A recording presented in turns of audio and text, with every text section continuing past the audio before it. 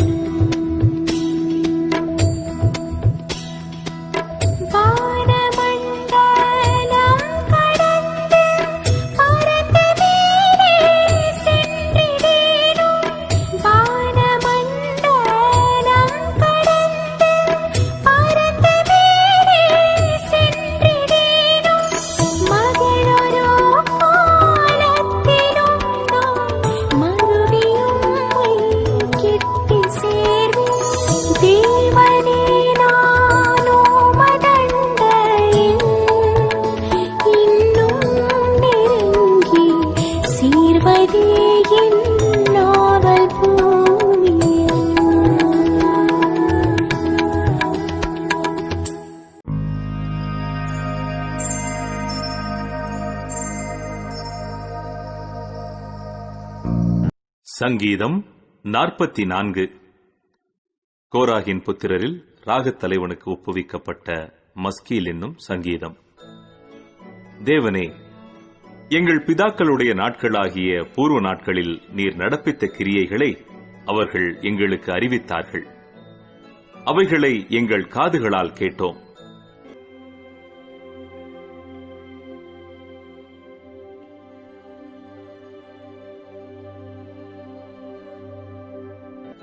அவர்கள் தங்கள் பட்டயத்தால் தேசத்தை கட்டிக்கொள்ளவில்லை. அவர்கள் புயமும் அவர்களை இரட்சிக்கவில்லை. நீர் அவர்கள் மேல் பிரியமாயிருந்தபடியால்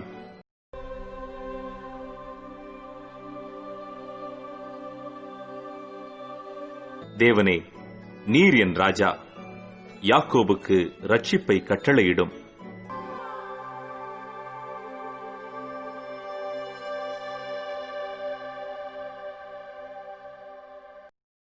என் வில்லை நான் நம்பேன், என் பட்டயம் என்னை இரட்சிப்பதில்லை.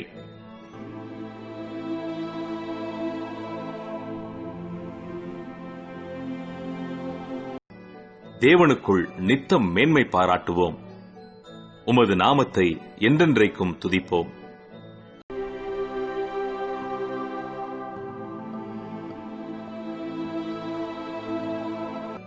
சத்துருவுக்கு நாங்கள் இடைந்து பின்னிட்டு திரும்பி போக பண்ணுகிறீர்.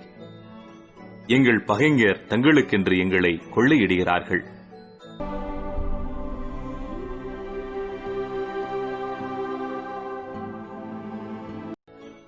நீர் உம்முடைய ஜனங்களை இலவசமாக விற்கிறீர்.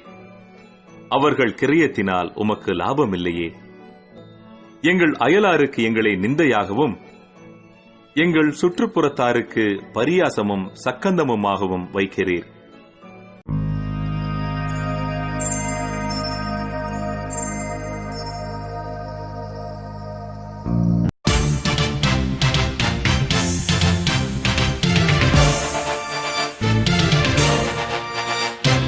மகிமை மாட்சிமை நிறைந்தவரே, மகிழ்வுடன் தொழுதிடுவோ.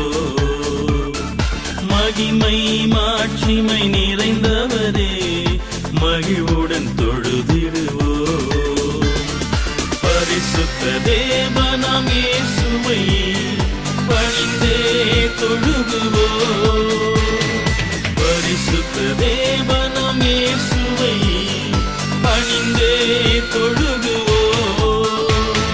மகிமை மாட்சிமை நிறைந்தவரே, மகிழ்வுடன் தொழுதிடுவோ. உன்னத தேவன் நீரே, ஞானம் நிறைந்தவரே.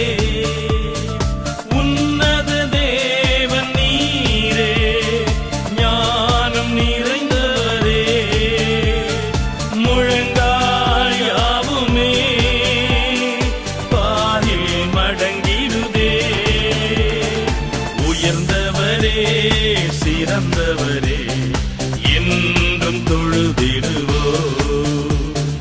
உயர்ந்தவரே, சிறந்தவரே, என்றும் தொழுதிடுவோ. மகிமை மாட்சிமை நிறைந்தவரே, மகிழ்வுடன் தொழுதிடுவோ. மகிமை மாட்சிமை நிறைந்தவரே, மகிழ்வுடன் தொழுதிடுவோ. பரிசுத்த தேவன் நீரே, பாதம் பணிந்திடுவோ. பரிசுத்த தேவன் நீரே, பாதம் பணிந்திடுவோ. கடுவிய நிறுத்தி நீரே, சத்திய தேவன் நீரே. கனம் மகிமை செலுத்திய நாம் என்றும் தொழுதிடுவோ. கனம் மகிமை செலுத்திய நாம் என்றும் தொழுதிடுவோ. மகிமை மாட்சிமை நிறைந்தவரே, மகிழ்வுடன் தொழுதிடுவோ. மகிமை மாட்சிமை நிறைந்தவரே, மகிழ்வுடன் தொழுதிடுவோ. நித்திய தேவனும் நீரே, நீதி நிறைந்தவரே.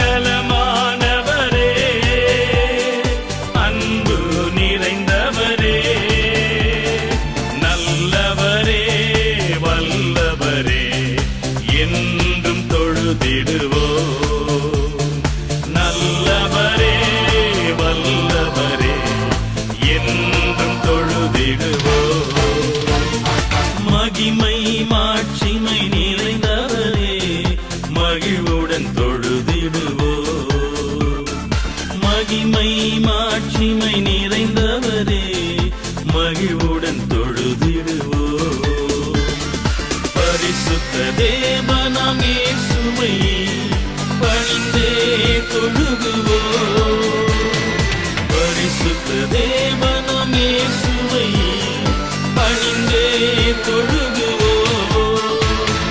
மகிமை மாட்சிமை நிறைந்தவரே மகிழ்வுடன் தொழுதிடுவோம்.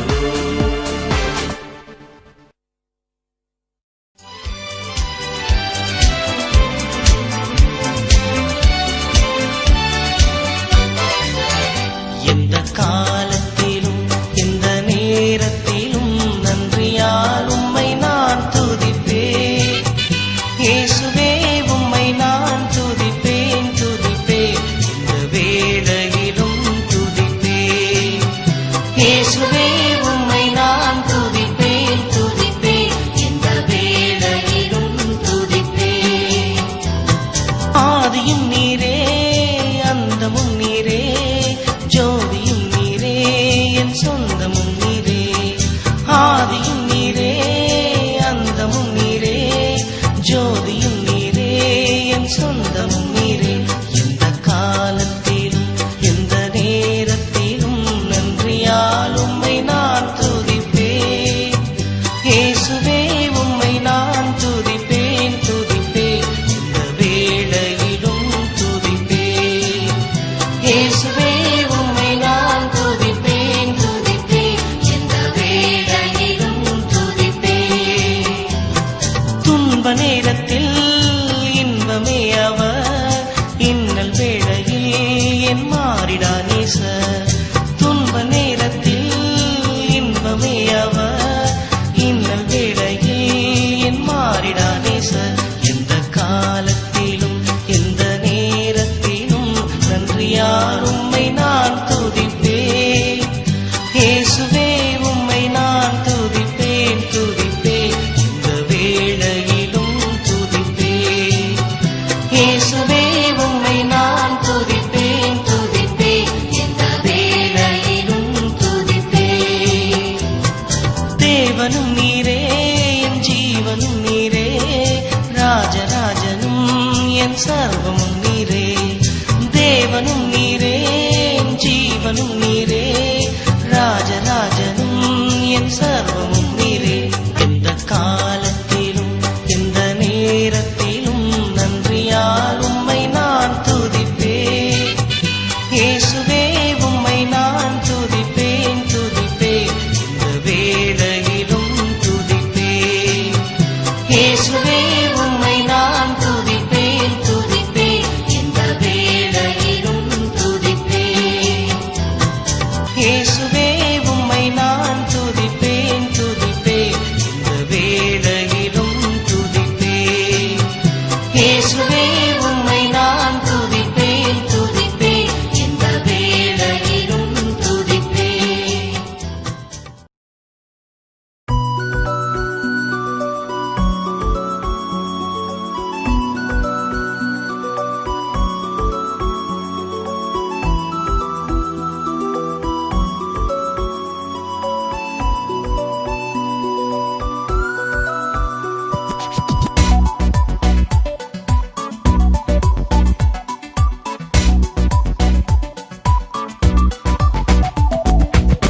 ஜெபம் கேட்டீரையா,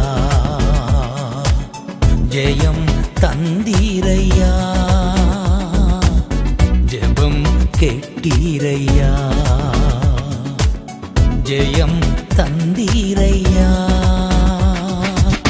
தள்ளாட விடவில்லையே, தாங்கிய நடத்தினீரே. தள்ளாட விடவில்லையே, தாங்கிய நடத்தினீரே. புகழ்கின்றேன் பாட்டு பாடி, புயல் இன்று ஓய்ந்தது, புது ராகம் பிறந்தது. புகழ்கின்றேன்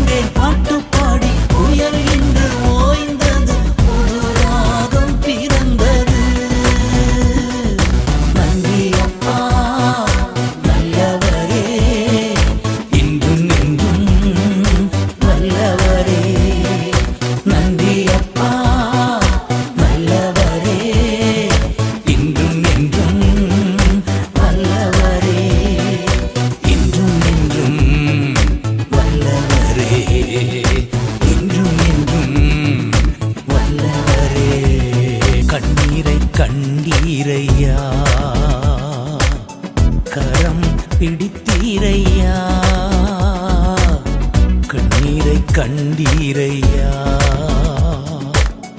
கரம் பிடித்தீரையா, விண்ணப்பம் கேட்டீரையா, விடுதலை தந்தீரையா, விண்ணப்பம் கேட்டீரையா, விடுதலை தந்தீரையா. புகழ்கின்றேன் பாட்டு பாடி, புயல் இன்று ஓய்ந்தது, புது ராகம் பிறந்தது. புகழ்கின்றேன் பாட்டு பாடி, புயல் இன்று ஓய்ந்தது, புது ராகம் பிறந்தது. நன்றி அப்பா நல்லவரே, இன்றும் என்றும் வல்லவரே. நன்றி அப்பா நல்லவரே, இன்றும் என்றும் வல்லவரே, இன்றும் என்றும் வல்லவரே, இன்றும் என்றும் வல்லவரே. எபினேசர் நீர்தானையா, இதுவரை உதவி நீரே. எபினேசர் நீர்தானையா, இதுவரை உதவி நீரே. எல்ரோயி நீர்தானையா, என்னையும் கண்டீரையா. எல்ரோயி நீர்தானையா, என்னையும் கண்டீரையா. புகழ்கின்றேன் பாட்டு பாடி, புயல் இன்று ஓய்ந்தது, புது ராகம் பிறந்தது. புகழ்கின்றேன் பாட்டு பாடி, புயல் இன்று ஓய்ந்தது, புது ராகம் பிறந்தது. நன்றி அப்பா நல்லவரே, இன்றும் என்றும் வல்லவரே. நன்றி அப்பா நல்லவரே, இன்றும் என்றும் வல்லவரே, இன்றும் என்றும் வல்லவரே, இன்றும் என்றும் வல்லவரே. உறுதியாய் பற்றி கொண்டே உம்மையை நம்பியுள்ளே. உறுதியாய் பற்றி கொண்டே உம்மையை நம்பியுள்ளேன். பூரண சமாதானரே, போதுமே உம் சமூகமே. பூரண சமாதானரே, போதுமே உம் சமூகமே. புகழ்கின்றேன் பாட்டு பாடி, புயல் இன்று ஓய்ந்தது, புது ராகம் பிறந்தது. புகழ்கின்றேன் பாட்டு பாடி, புயல் இன்று ஓய்ந்தது, புது ராகம் பிறந்தது. நன்றி அப்பா நல்லவரே, இன்றும் என்றும் வல்லவரே. நன்றி அப்பா நல்லவரே, இன்றும் என்றும் வல்லவரே, இன்றும் என்றும் வல்லவரே, இன்றும் என்றும் வல்லவரே.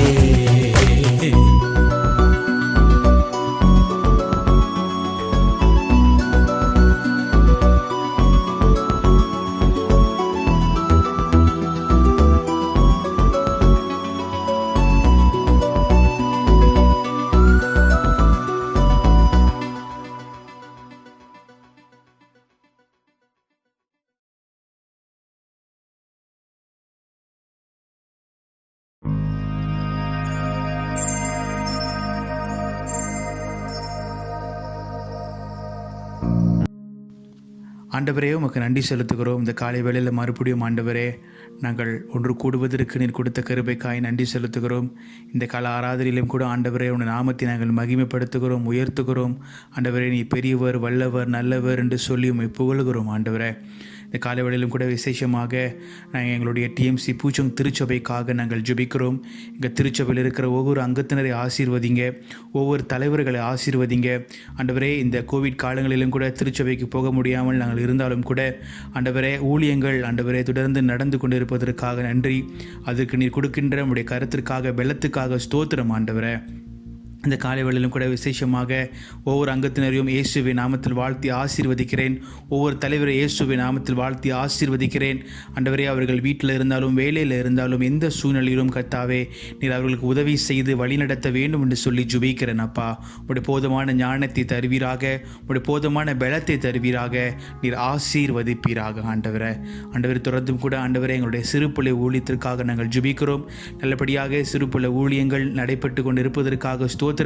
அநேக நல்ல ரெஸ்பான்ஸ் எங்களுக்கு கிடைப்பதற்காக ஸ்தோத்திரம் ஆண்டவரே. உம்முடைய பலத்தினால் உம்முடைய ஞானத்தினாலே எல்லாமே ஆண்டவரே நல்லபடியாக நடந்து கொண்டிருப்பதற்காக உமக்கு நாங்கள் நன்றி செலுத்துகிறோம் சுவாமி. ஆண்டவரே, எங்களுடைய அவுட்ரீச் புக்கேஜலில் மினிஸ்திரிக்காக நாங்கள் ஜெபிக்கிறோம். எங்கள் ஊழியங்களும் கூட ஆண்டவரே நீர் ஆசீர்வதிப்பீராக. அந்த புக்கேஜலில் ஊழியங்களில் ஆண்டவரே அநேக தேவைகள் இருக்கிறது, அதை நீ அறிந்திருக்கிறீர் ஆண்டவரே. அந்த தேவைகளை கூட ஆண்டவரே நீ சந்தித்து அதை எங்களுக்கு ஆசீர்வதித்து தர வேண்டும் என்று நாங்கள் ஜெபிக்கிறோம். புக்கேஜலில் வட்டாரத்தில் இருக்கிற ஒவ்வொரு குடும்பத்தையும் கர்த்தர் ஆசீர்வதிப்பீராக, ஒவ்வொரு குடும்பத்தையும் கர்த்தர் வழிநடத்துவீராக. இந்த காலங்களிலே அவர்கள் இடத்துல ஆண்டவர் அதிகமாய் நாங்கள் போய் ஊழியம் செய்ய முடியாமல் இருந்தாலும் கூட கர்த்தாவே வெறு சீக்கிரம் எங்களுக்கு ஒரு பாதைகளை திறந்து கொடுக்கிறீர், அதற்காக நன்றி ஆண்டவரே. வெறு சீக்கிரம் எங்கள் ஜெபத்திற்கு நீ பதில் கொடுத்ததற்காக நன்றி. மறுபடியும் ஊழியம் செய்வதற்கு பாதைகளை திறந்து கொடுத்ததற்காக நன்றி ஆண்டவரே. உங்களுக்கு நாங்கள் நன்றி செலுத்துகிறோம் அப்பா. இந்த ஊழியங்களை மறுபடியும் ஆரம்பிக்க உதவி செய்ததற்காக ஸ்தோத்திரம். தொடர்ந்து ஆண்டவரே புக்கேஜலில் ஊழியங்களை சிறப்பாக செய்வதற்கு உடைய பலத்தை தருவீராக ஒப்பு கொடுக்கிறோம் சுவாமி. நாமத்தை மகிமைப்படுத்துகிறோம் ஆண்டவர். தொடர்ந்தும் கூட MYF, MW, MSF குழுவில் இருக்கிற ஒவ்வொரு தலைவர்களுக்காக அங்கத்தினருக்காக ஜெபிக்கிறோம். கர்த்தாவை தொடர்ந்து அவர்களும் நீ பலப்படுத்துவீராக, அவருடைய ஊழியத்தையும் கர்த்தர் பலப்படுத்துவீராக. தொடர்ந்து ஊழியங்களை சிறப்பாக செய்வதற்கும் கர்த்தாவே நீர் அவர்கள் உற்சாகப்படுத்தி வழி நடத்துவீராக. தேர்ந்தெடுத்திருக்க ஒவ்வொரு தலைவர்களும் கர்த்தர் ஆசீர்வதித்து நீர் பாதுகாத்து இந்த 20 ஆண்டில் கூட ஆண்டவரே ஊழியத்தின் பாதைகளிலே கர்த்தர் நடத்தி வருவதற்காக ஸ்தோத்திரம். அநேக காரியங்கள் செய்ய முடியாமல் இருந்தாலும் கூட கர்த்தாவே வீட்டில் இருந்தும் கூட அநேக விதமான உற்சாகத்தின் வார்த்தைகளை சொல்லி ஒவ்வொரு அங்கத்தினரையும் ஆற்றி தேற்றுவதற்கு தலைவர்களை நீர் பயன்படுத்துவதற்காக உமக்கு நாங்கள் நன்றி செலுத்துகிறோம். தொடர்ந்து அவர்களையும் குடும்பத்தையும் நீர் ஆசீர்வதிக்க நாங்கள் ஜெபிக்கிறோம் அப்பா. விசேஷமாக எங்களுடைய வாழ்க்கைக்காக ஜெபிக்கிறோம்.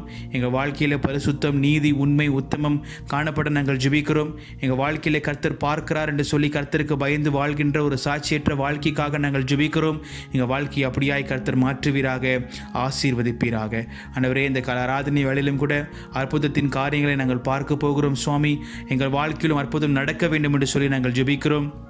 பலவீனமாய் இருக்கிறவர்களுக்கு கர்த்தர் பூர்ணமான சுகத்தை தந்து வழிநடத்த வேண்டும் என்று சொல்லி ஜெபிக்கிறோம். கஷ்டப்பட்டு கொண்டிருக்கிறவர்கள், வழியிலே வேதனையில் இருக்கிறவர்களுக்கு கர்த்தர் பூர்ணமான சுகத்தை தர வேண்டும் என்று ஜெபிக்கிறோம். இயேசுவின் நாமத்தில் சுகம் உண்டு என்று சொல்லியிருக்கிறீரே, சித்தம் உண்டு என்று சொல்லியிருக்கிறீரே ஆண்டவரே. சித்தத்தினாலே கர்த்தாவே அவர்களை தொட்டு சுகப்படுத்துவீராக. ஆண்டவரே, சித்தம் உண்டு சுத்தமாக என்று சொன்ன தெய்வமே ஆண்டவரே நீர் பலப்படுத்துவீராக. அவருடைய தழும்புகளில் கரத்தினாலே அவர்களை தொட்டு சுகப்படுத்துவீராக. ஆண்டவரே கர்த்தாவே, ஒரு ஸ்திரீ உம்முடைய அங்கியை தொடும்போது ஆண்டவரே உம்முடைய விசுவாசம் உன்னை ரட்சித்தது என்று சொன்னீரே, அது வண்ணமாக இதை பார்த்து கொண்டு கேட்டுக்கொண்டிருக்கிற ஒவ்வொரு ஆண்டவரே அவருடைய பிள்ளைகளை கர்த்தர் சுகப்படுத்துவீராக. இந்த காலை வேளையில் சுகமடிக்கும் வல்லமையானது ஒவ்வொருக்கு மேலாக இறங்கி அது கிரியை செய்யட்டும். ஒவ்வொரு வாழ்க்கையிலும் இயேசுவின் நாமத்தை அவர் ருசித்து பார்க்கட்டும். ஆண்டவரே ஒப்பு கொடுக்கிறோம். இந்த காலையிலே பெரிய அற்புதங்கள், அதிசயங்கள் எங்கள் வாழ்க்கையில நீ செய்வீராக. எங்கள் வாழ்க்கையை மறுரூபமாக்க பண்ணவும், எங்கள் வாழ்க்கையிலே ஆண்டவரே நாங்கள் தொடர்ந்து ஒரு மாற்றத்தை நாங்கள் காண பண்ண உதவி செய்யும். உமக்கு பிடித்த ஒரு வாழ்க்கை, உமக்கு பிடித்த ஒரு பேச்சு, உமக்கு பிடித்த ஆண்டவரே சுபாவங்கள், உமக்கு பிடித்த ஆண்டவரே ஊழியங்கள், இதெல்லாம் மட்டுமே நாங்கள் செய்து உம்முடைய சித்தத்தை நிறைவேற்றுகிற உம்முடைய பிள்ளைகளாய் நாங்கள் காணப்பட நாங்கள் ஜெபிக்கிறோம் அப்பா. எங்கள் தொடர்ந்து ஆசீர்வதிப்பீராக, வழி நடத்துவீராக. ஆண்டவரே, இந்த காலையிலிருந்து ஆண்டவரே 7 நாட்கள் திங்கட்கிழமையிலிருந்து ஆண்டவரே ஞாயிற்றுக்கிழமை இந்த நாள் வரையிலும் வேலையிலே மற்றும் அநேக வேலையிலே பிள்ளைகள் வெளியே போய் வரும்போதும் போகும்போதும் கர்த்தாவே போக்கில வரத்திலும் நீர் அவர்களோடு கூட இருந்ததற்காக உமக்கு நன்றி செலுத்துகிறோம். மறுபடியும் இந்த ஞாயிற்றுக்கிழமையிலே ஒருவரை பார்ப்பதற்கு கர்த்தாவே நீர் கிருபை தந்ததற்காக உமக்கு ஸ்தோத்திரம் ஆண்டவரே. இந்த யூடியூப் மூலியமாக நாங்கள் கேட்கின்ற உம்முடைய வார்த்தையானது சுவாமி நிச்சயமாகவே இந்த ஜெபமானது எங்கள் வாழ்க்கையில் கிரியை செய்யும் என்று விசுவாசித்து நாங்கள் ஜெபிக்கிறோம். ஒப்பு கொடுக்கிறோம். திறந்து கர்த்தர் நடத்துவீராக, ஆசீர்வதிப்பீராக. ஒப்பு கொடுத்தும் நாமத்தை மகிமைப்படுத்துகிறோம். இயேசுவின் மராத நாமத்தில் ஜெபிக்கிறோம் நல்ல பிதாவே, ஆமீன். கர்த்தர் கற்பிட்ட ஜெபத்தை ஒருவனுமாய் சொல்வோம். பரமண்டல இருக்கும் பிதாவே, உம்முடைய நாமம் பரிசுத்தப்படுவதாக, உம்முடைய ராஜ்யம் வருவதாக, உம்முடைய சித்தம் பரலோகத்தில் செய்யப்படுவது போல பூமியிலும் செய்யப்படுவதாக. அண்ணன் ஆகரத்தை எங்களுக்கு தாரும். விரோதமாய் குற்றம் செய்வது நாங்கள் மன்னிப்பது போல எங்கள் குற்றத்தையும் எங்களுக்கு மன்னியும். எங்கள் சோதனைக்குள் பிரவேசிக்க பண்ணாமல் தீமிலிருந்து ரட்சித்துக் கொள்ளும். ராஜ்யம் வல்லமையும் மகிமையும் என்றென்றும் உம்முடையகளே, ஆமேன்.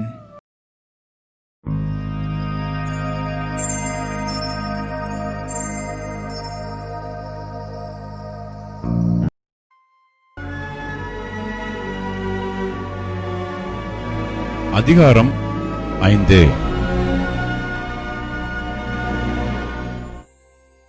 இவைகளுக்கு பின்பு யூதருடைய பண்டிகை ஒன்று வந்தது.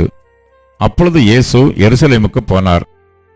எபிரேய பாஷையிலே பெதஸ்தா என்னப்பட்ட ஒரு குளம் எருசலேமில் ஆட்டு வாசலின் அருகே இருக்கிறது. அதற்கு 5 மண்டபங்கள் உண்டு. அவைகளிலே குருடர், சப்பானிகள், சூம்பின உருப்புடையவர்கள் முதலான வியாதிக்காரர் அநேகர் படுத்திருந்து தண்ணீர் எப்பொழுது கலங்கும் என்று காத்து கொண்டிருப்பார்கள்.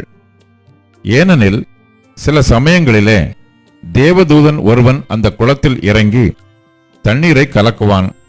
தண்ணீர் கலங்கின பின்பு யார் முந்தி அதில் இறங்குவானோ அவன் எப்பேற்பட்ட வியாதியஸ்தனாய் இருந்தாலும் சொஸ்தமாவான்.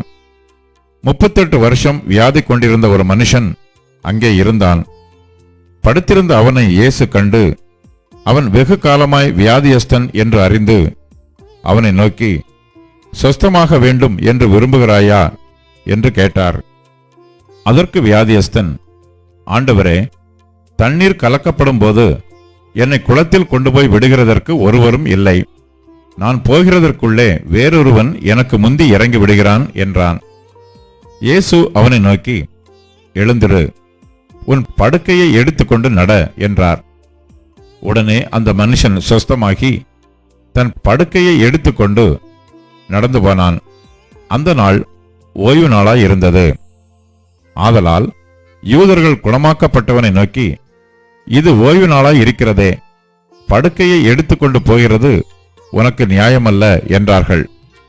அவன் அவர்களுக்கு பிரதியுத்தரமாக, என்னை சொஸ்தமாக்கினவர் உன் படுக்கையை எடுத்துக்கொண்டு நட என்று எனக்கு சொன்னார் என்றான். அதற்கு அவர்கள், உன் படுக்கையை எடுத்துக்கொண்டு நடவென்று உன்னுடனே சொன்ன மனுஷன் யார் என்று அவனிடத்தில் கேட்டார்கள். சொஸ்தமாக்கப்பட்டவன் அவர் இன்னார் என்று அறியவில்லை. அவ்விடத்தில் ஜனங்கள் கூட்டமாய் இருந்தபடியினால் இயேசு விலகி இருந்தார். அதற்கு பின்பு இயேசு அவனை தேவாலயத்திலே கண்டு, இதோ நீ சொஸ்தமானாய், அதிக கேடானது ஒன்றும் உனக்கு வராதபடி இனி பாவம் செய்யாதே என்றார். அந்த மனுஷன் போய் தன்னை சொஸ்தமாக்கினவர் இயேசு என்று யூதர்களுக்கு அறிவித்தான்.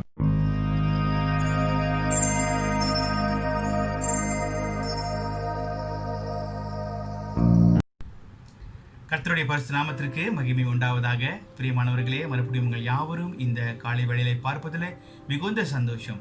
தேவன் நல்லவராய் இருக்கிறார். அவருடைய கிருபை நம்மளை நடத்துகிறது. அவருடைய கிருபையினாலே நாம் யாவரும் பிழைத்திருக்கிறோம், ஆசீர்வதிக்கப்பட்டிருக்கிறோம், சந்தோஷமாய் இருக்கிறோம். அதனாலே இந்த காலை வேளையில் ஆண்டவருடைய கிருபை நினைத்து ஆண்டவருக்கு நன்றி செலுத்தி அவருடைய வார்த்தையை நாம் கேட்போம். பிரியமானவர்களே, இந்த காலை வேளையிலும் கூட நாம் பார்க்க போவது மறுபடியும் ஒரு அற்புதத்தின் காரியங்களை தான் நாம் பார்க்க போகிறோம். நம் யாவருக்கும் தெரியும், இந்த மாதம் முழுவதும் நம் தேவனுடைய அற்புதத்தை பார்த்து கொண்டிருக்கிறோம். அவர் செய்த அற்புதம் அடையாளங்களை பார்த்து கொண்டிருக்கிறோம். தொடர்ந்து இந்த மாதத்தில் 3வது அற்புதம் யோவான் புஸ்தகத்தில் அவர் எழுதப்பட்டிருக்கிற நிறைய அற்புதங்கள் இருக்கிறது. ஆனால் அதில் 7 அற்புதங்களை அவர் எழுதியிருக்கிறார். அந்த 7 அற்புதங்களிலே அவர் குறிப்பிட்டு வைத்திருக்கிற அந்த 7 அற்புதங்களிலே இன்றைக்கு 3வது அற்புதங்களை நாம் பார்க்க போகிறோம். இந்த 3வது அற்புதம் பார்க்கும்போது ஒரு வியாதியானவர் 38 வருட காலமாக அவர் நோயில் இருக்கும்போது அவரை சந்தித்து ஆண்டவர் அவருக்கு சுகம் கொடுப்பதற்காக ஆண்டவர் எருசலேம் பட்டணத்துக்குள் வந்தார் என்று சொல்லி நமக்கு தெரியும். ஸோ அதை குறித்து தான் நாம் பார்க்க போகிறோம். இதை பார்ப்பதற்கு முன்பாக நம் யாவரும் கண்களை மூடி நம் தேவனை நோக்கி பார்ப்போம். நம்மளுடைய வாழ்க்கையிலும் பலவீனங்கள், கஷ்டங்கள் இருக்கும் என்று சொன்னால் இன்றைக்கு ஆண்டவர் அது ஒரு முடிவுக்குள் கொண்டு வரப்போகிறார். அந்த விசுவாசத்தோடு நாம் ஜெபிப்போம். பிரியமானவர்களே, ஸ்தோத்திரிக்கிறோம் ஆண்டவரே, உமக்கு நன்றி செலுத்துகிறோம் ஆண்டவரே. 38 வருட காலமாக ஒரு மனிதன் நோயில் இருக்கும்போது அவனை அறிந்து இயேசுவே நீர் அவனை சந்தித்து அந்த சகோதரருக்கு நீ சுகத்தை தந்தீர் ஆண்டவரே. எங்களுடைய திருச்சபையிலும் கூட இதை பார்த்து கொண்டிருக்கிற அநேகருடைய வாழ்க்கையிலும் கூட எத்தனையோ வருட காலமாக கஷ்டப்பட்டு கொண்டிருக்கிற நோய்களை ஆண்டவரே உம்முடைய கிருபையினாலே நீர் சுகப்படுத்த போவதற்காக நன்றி செலுத்துகிறோம்.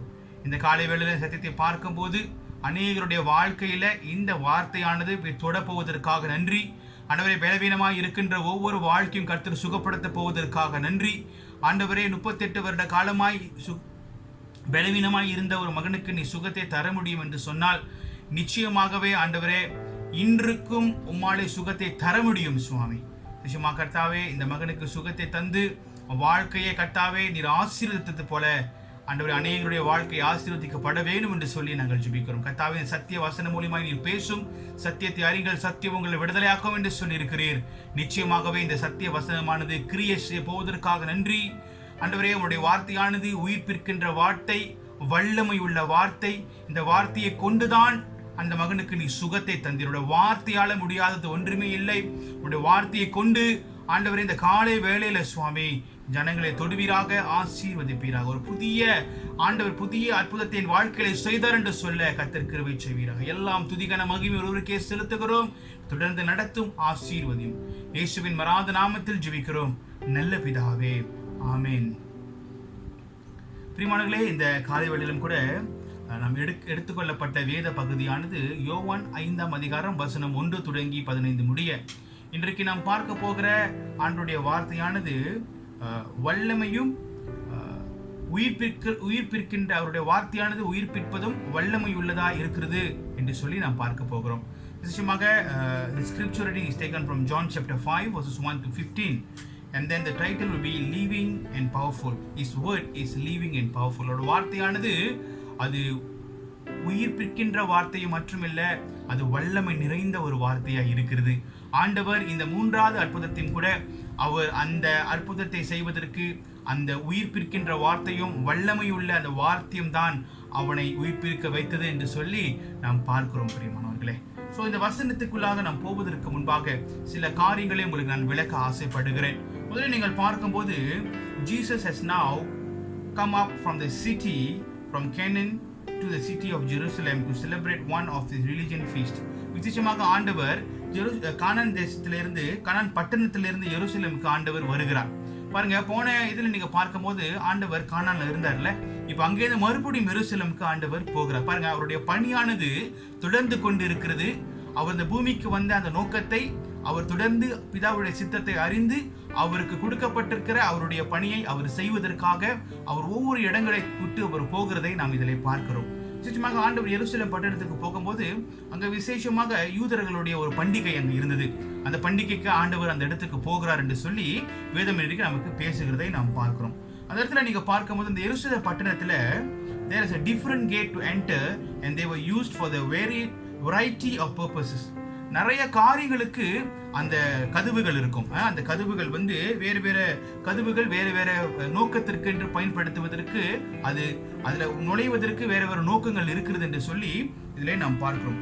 தமிழ்ல பார்த்தீங்கன்னு சொன்னா ஆட்டு வாசலின் அருகே. அப்ப ஆட்டு வாசலின் அருகே என்று பார்க்கும்போது ஆங்கிலத்தில் இது நீங்க பார்க்கும்போது இந்த வசனம் என்ன சொல்கிறது என்று சொன்னால் ஷீப் கேட். ஓகே, அந்த கதவுல நீங்க பார்த்தீங்கன்னா this was an entrance through which sheep they were using for sacrifice to enter. பலி கொடுக்கின்ற ஆடுகள் அந்த வாசலின் வழியே அந்த ஆடுகளை எடுத்து செல்வார்கள் என்று சொல்லி, ஆலயத்திற்கு எடுத்து செல்வார்கள் என்று சொல்லி நாம் பார்க்கிறோம். அப்பொழுது அந்த வாசலின் வழியே நீங்க பார்க்கும்போது இதில் இன்ட்ரெஸ்டிங்கான ஒரு காரியம் என்ன என்று சொன்னால், the interesting that Jesus, the Lamb of God who could take away the sin of the world, Jesus entered through the same gate. ஆண்டவர் ஒரே தேவன், ஒரே ஆட்டுக்குட்டியாக இந்த உலகத்தில் இருக்கிற எல்லா பாவத்தையும் எடுத்து சுமக்க போகிற ஒரே ஆட்டுக்குட்டியான நம்முடைய தேவனும் அதே கதவின் அதே வாசலின் வழியே அவர் நுழைகிறதை நாம் பார்க்கிறோம். It's interesting. இது ஆண்டவருக்கு அறிந்துதான் அவர் செய்திருக்க கூடும் என்று நான் விசுவாசிக்கிறேன்.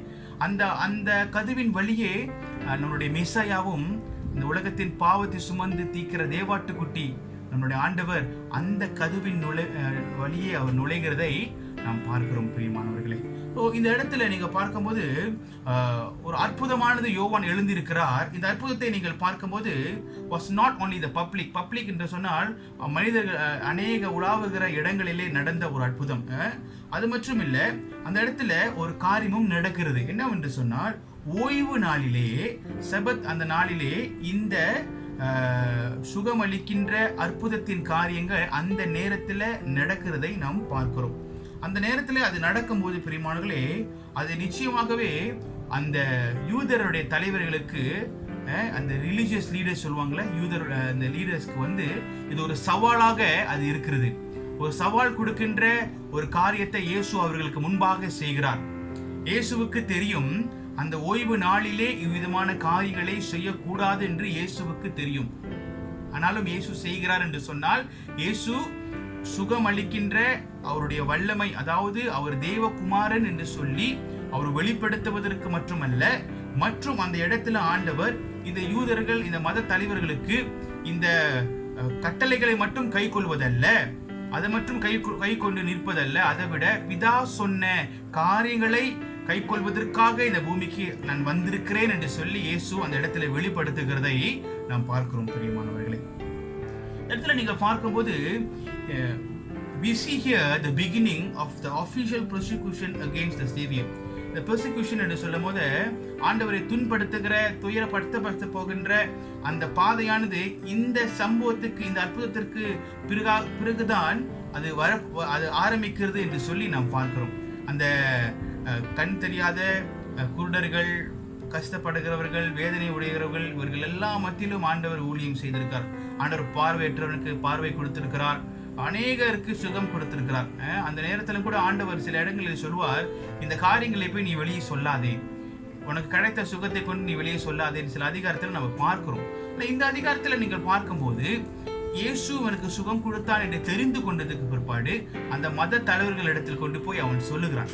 அவன் சொன்னதுக்கு பிற்பாடு தான் ஆண்டவரை அவர்கள் ஆண்டவர் பிதாவுடைய கட்டளைக்கு அவர் கீழ்ப்படியாமல் இருக்கிறார் என்று சொல்லி மத தலைவர்கள் அவரை வகை தேடி கொள்வதற்கும், அவரை சிலுவையிலே அறைவதற்கும் சில காரியங்களை அவர்கள் செய்வதற்கு இதுதான் ஆரம்பமாக இருக்கிறது என்று சொல்லி கூட நாம் பார்க்க முடியும் பிரியமானவர்களே. இந்த இடத்துல நீங்க பார்க்கும் போது he was the main purpose, ஒரு மெயின் பர்பஸ், ஒரு முக்கியமான ஒரு காரணம் என்ன என்று சொன்னால், ஆண்டவர் இந்த மனிதனை சுகப்படுத்த வேண்டும் என்று அவர் அந்த நோக்கம் கொண்டதினால் மட்டும்தான் அந்த இடத்துக்கு அவர் வருகிறார். பாருங்க, நம்மளுடைய வாழ்க்கையில இன்னைக்கு நம்ம அநேக விதமான வழிபாடுகள், மத வழிபாடுகளை நாம் பிடித்து கொண்டு இருக்கலாம். இதுதான் நான் செய்வேன், இத்தனை வருட காலமா இப்படிதான் நான் செய்தேன், இப்படிதான் நான் செய்ய போறேன், இதை நான் மாற்றிக்கொள்ள மாட்டேன் அப்படின்னு சொல்லி நம்ம அநேக காரியங்கள், நம்ம மத வழிபாடுகளை நாம் பிடித்து கொண்டு நிற்கலாம். ஆனால் இயேசுவானவர் யூதரா இருக்கிறார்.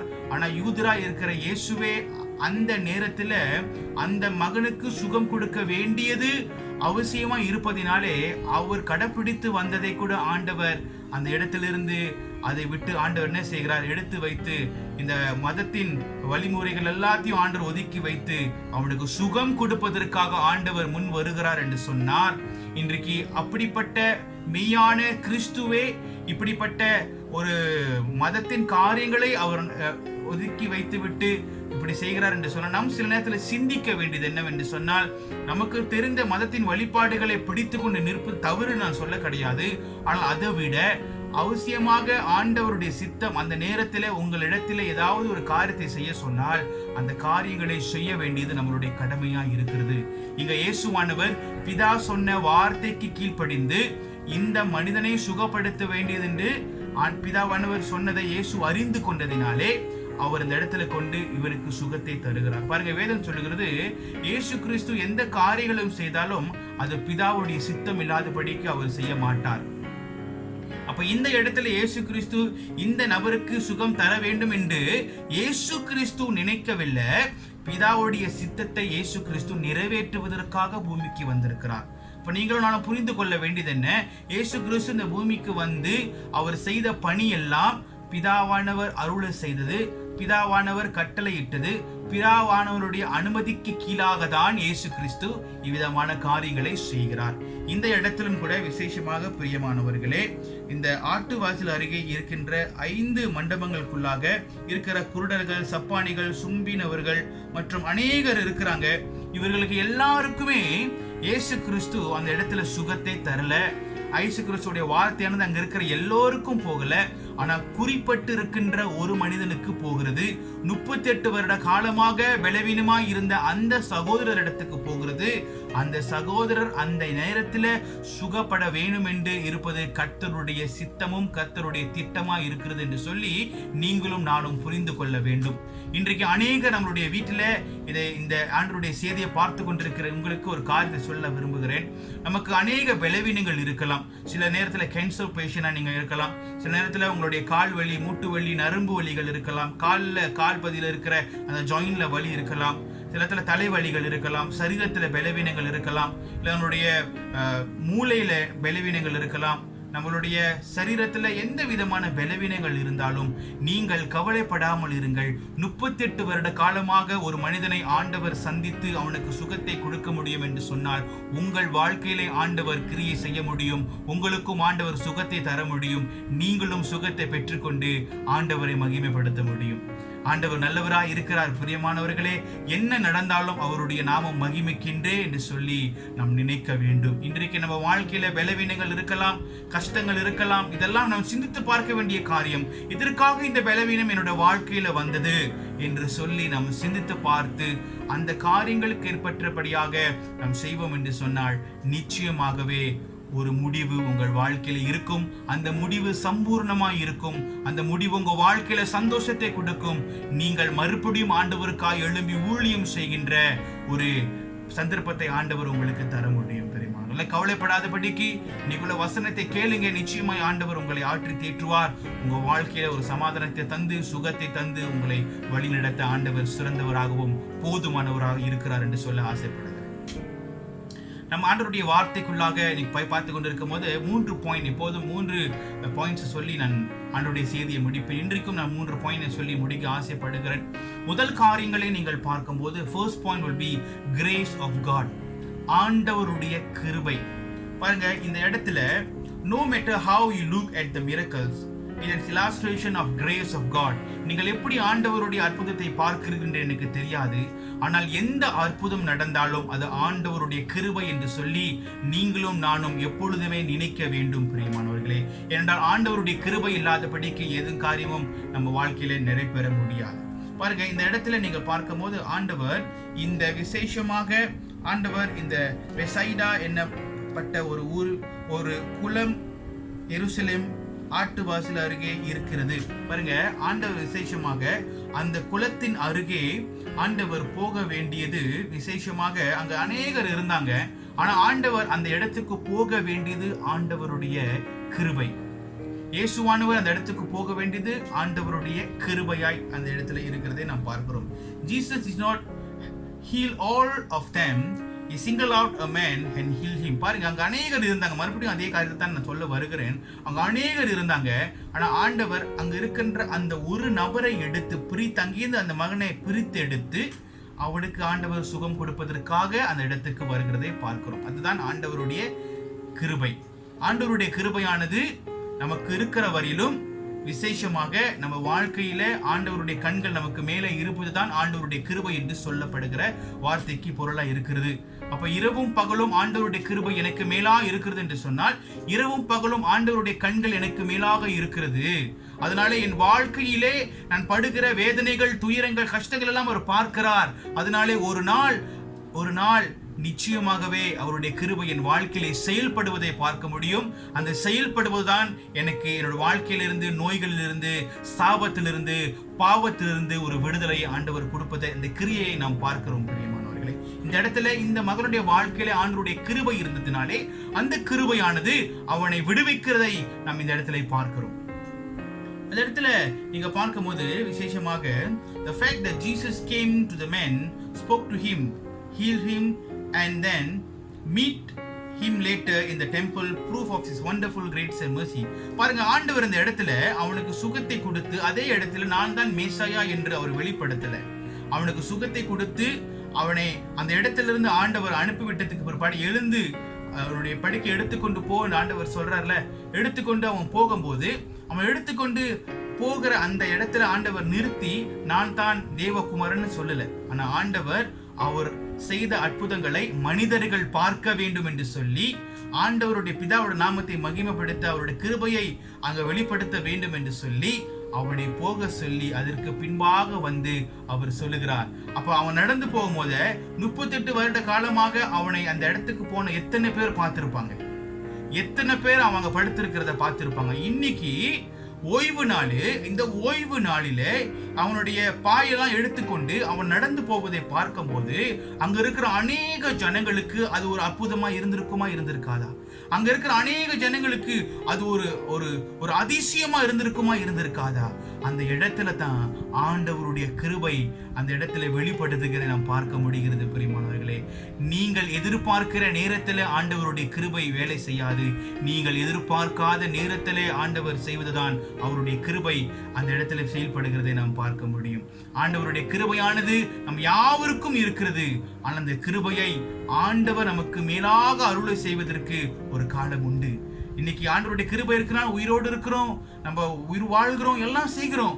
ஆனா சில நேரத்துல நீங்க பாருங்க, நம்மளோட வாழ்க்கையில இன்னும் பலவீனமா தான் இருப்போம், இன்னும் சோகமா தான் இருப்போம், இன்னும் கஷ்டமா தான் இருப்போம். ஏன்னா நமக்குள்ள இருக்கிற ஒரு காரியத்தை நம்ம அது கிளியர் பண்ணும் போதுதான் அந்த கிருபை என்ற வார்த்தைக்கு அது பொருள், அது வெளிச்சமாக அது நம்ம வாழ்க்கையில வருகிறதை நாம் பார்க்க முடியும். இந்த மகனுடைய வாழ்க்கையில் 38 வருட காலமாக அவன் அதே இடத்துல படுத்து அந்த தண்ணி எப்ப நிரம்பி வரும், அந்த தண்ணி எப்ப நிரம்பி வரும் என்று சொல்லி காத்து கொண்டு இருக்கிற நேரத்துல அது நிரம்பி வரும்போது வேற ஒருத்தவங்க அவனுக்கு முந்தி கொள்ளுகிறதை அந்த இடத்துல இயேசு இடத்துல சொல்லுகிறான்லவா. இன்றைக்கு உங்க வாழ்க்கையில சுகம் என்று சொல்லும் போது இந்த இடத்துல முந்தி கொள்வதற்கு பிந்தி கொள்வதற்கு ஒன்றும் இல்லை. நீங்கள் முந்தி கொள்ள வேண்டியது என்ன தெரியுமாங்க?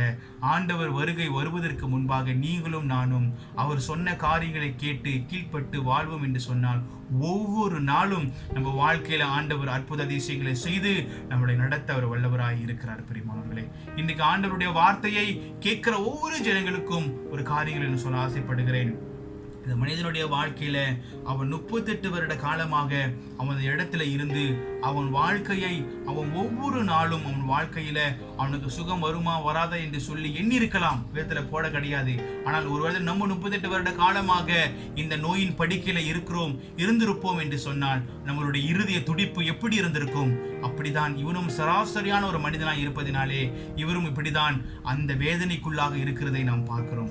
இந்த 38 வருட காலத்துடைய வேதனையை ஒரு நொடி பொழுதிலே ஆண்டவர் மாத்தி போட்டார் என்று சொன்னால் உங்க வாழ்க்கையில நீங்கள் நான் பட்டு கொண்டிருக்கிற கஷ்டத்தை இந்த காலை வேளையில் ஆண்டவரால் மாற்ற முடியாதா? நம்மளுடைய தேவன் உயிர் உள்ள தேவன், நம்மளுடைய தேவன் வல்லமை உள்ள தேவன். அவரை பிடித்து நிற்கிறவர்கள் யாராய் இருந்தாலும் நிச்சயமாகவே அவர்களுக்கு சுகம் உண்டு. அதனால அற்புதத்தை நம்புங்க, ஆண்டவரை நம்புங்க, ஆண்டவருடைய கிருபையை பிடித்துக் கொள்ளுங்க. காலையில் எழும்பணும்னு ஆண்டவரை உங்களுடைய கிருபை என் வாழ்க்கையில பெரிதா இருக்கிறது என்று சொல்லி அந்த கிருபையை நினைத்து பாருங்க. நிச்சயமாகவே அவன் வாழ்க்கையில் உண்டான அதே கிருபையும் இரக்கமும் உங்களுக்கு மேலாகவும் எனக்கு மேலாகவும் ஆண்டவர் அந்த கிருபையும் இரக்கத்தையும் கர்த்தர் கொடுத்து நம்மளை நடத்த அவர் வல்லவராய் இருக்கிறார். பிரியமானவர்களே, இந்த நோய் உள்ள இந்த மனிதனுக்கு இந்த இடத்துல நீங்க பார்க்கும் போது இன்வேலிட் என்று சொல்லும் போது அவன் படுக்கையில இருக்கிறவன், அவனால எந்த ஒரு காரியத்தையும் செய்ய முடியாது என்று சொல்லி பார்க்கிறோம். அப்படிப்பட்ட ஒரு மனிதனை கர்த்தர் பார்த்து அவனுக்கு சுகம் கொடுக்க அந்த இடத்துக்கு இயேசு போகிறதை நாம் பார்க்கிறோம். இந்த இடத்துல நீங்கள் பார்க்கும் போதும் கூட பிரியமானவர்களே, அவன் இந்த இடத்துல 38 வருட காலமாய் அவன் கஷ்டப்படுகிறான் என்று சொல்லி இயேசு அந்த இடத்துக்கு போய் கேட்கும் போது அவன் இந்த இடத்துல ஆண்டவர் இடத்துல அவனுடைய வாழ்க்கை குறித்து he complained about his sad and miserable life. இந்த இடத்துல அவன் சில காரியங்களை சொல்லுகிறான். இந்த தண்ணி நிறைந்து வரும்போது நான் போகணும்னு நினைப்பேன், என்னை தூக்கி கொண்டு போய் அங்கே விட முடியுமா அப்படின்னு கேட்கிற ஒரு சூழ்நிலையில அவன் இருந்தான். ஆனா இன்றைக்கு நம்ம ஆண்டவர் இடத்துல ஆண்டவரை எந்த ஒரு கம்ப்ளைண்ட் நம்ம சொல்ல முடியாது என்று சொன்னா இன்னைக்கு அநேக நேரங்கள் நீங்க பார்க்கும்போது அநேக காரியங்கள் நமக்கு அந்த ஐயாவை தூக்கி கொண்டு போய் தண்ணியில விடணும், அப்ப அவருக்கு சுகம் கிடைக்கும் அது விசுவாசித்தாரு. இன்றைக்கு நம்மளுக்கு அப்படிப்பட்ட விசுவாசம் இல்லைங்க.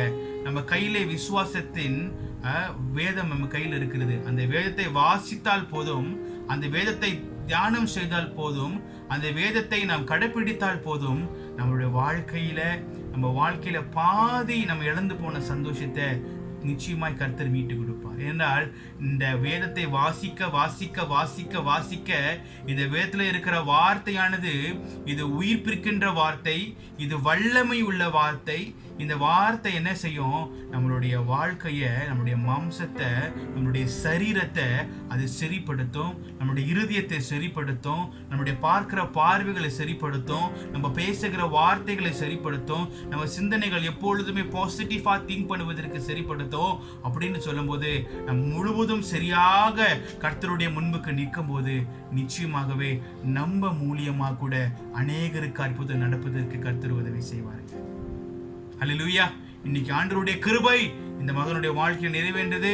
உங்க வாழ்க்கையிலும் ஆண்டவருடைய கிருபை இருக்கிறது, ஒவ்வொரு நாளும் இருக்கிறது. அந்த கிருபையை நாம் எப்படி நினைத்து பார்க்கிறோம்? அந்த கிருபையை எப்படி நம்ம how do we appreciate the grace of God? எப்படி நம்ம தேவனுடைய இந்த கிருபையை நாம் பாராட்டி ஏற்றுக்கொள்கிறோம்? எப்படியா இந்த கிருபையை நாம் பார்க்கிறோம்? சிலத்துல கிருபை இருக்கு, உயிரோடு இருக்கிறோம், பரவாயில்ல சொல்லிட்டு என்ன வேலை வேணாலும் செய்யறோம். அப்படி இல்லைங்க. இன்றைக்கு நாம் உயிரோடு இருப்பது அவருடைய கிருபைனா, இன்றைக்கு இந்த பூமியில நம்மளை வாழ்றதுக்கு இந்த கிருபை தான் அனுமதிக்குது. Permission, God has granted a permission. Okay, அப்படின்னா இன்னைக்கு இந்த நாளிலே இந்த மனிதன் இந்த பூமியில வாழ்வது கர்த்தருடைய கிருபைனா, ஆண்டவர் நமக்கு கொடுத்திருக்கிற பெர்மிஷன்.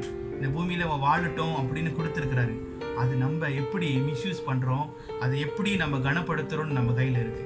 இங்க இவருடைய வாழ்க்கையில பார்த்து 38 வருட காலமாக இவருக்கு என்ன நடக்குதுன்னே தெரியாம படுத்தே கிடந்தாரு. இன்றைக்கு நம்ம வாழ்க்கையில இயேசு யாருன்னு தெரிஞ்சு கூட எத்தனையோ வருட காலமா இயேசுவை தெரியாத போல வாழ்ந்து கொண்டு தூங்கி கொண்டு இருக்கிறோம். அப்படிப்பட்ட ஒரு வாழ்க்கை வேணாங்க. இன்றைக்கு அவனுக்கு தெரியல, ஆண்டவர் தெரியப்படுத்திருக்காரு. நமக்கு தெரியும், ஆனா தெரியாத போல வாழ்ந்து கொண்டு இருக்கிறோம். தவறு, அது பாவம். இன்றைக்கு ஆண்டவர் நம்ம மத்தியில நம்ம இடத்துல கணக்கு கேட்கிறவராய் இருக்கிறார். அதனாலே இந்த ஆண்டவருடைய கிருபை நம்ம மேல இருக்கிறத நினைவு கூர்ந்து நம் கனத்தோடு கர்த்தர் கொடுக்க வேண்டிய மரியாதையோடு நம்ம வாழ நம்ம கற்றுக்கொள்ள வேண்டும். இன்னைக்கு அநேக கிறிஸ்தவர்கள் ஆண்டவருக்குள்ளாக ஆலயத்திற்கு வரும், அநேக வேதத்தை வாசிக்கிறோம், ஆண்டவரை பற்றி கொள்கிறோம், பிடித்துக் கொள்கிறோம்.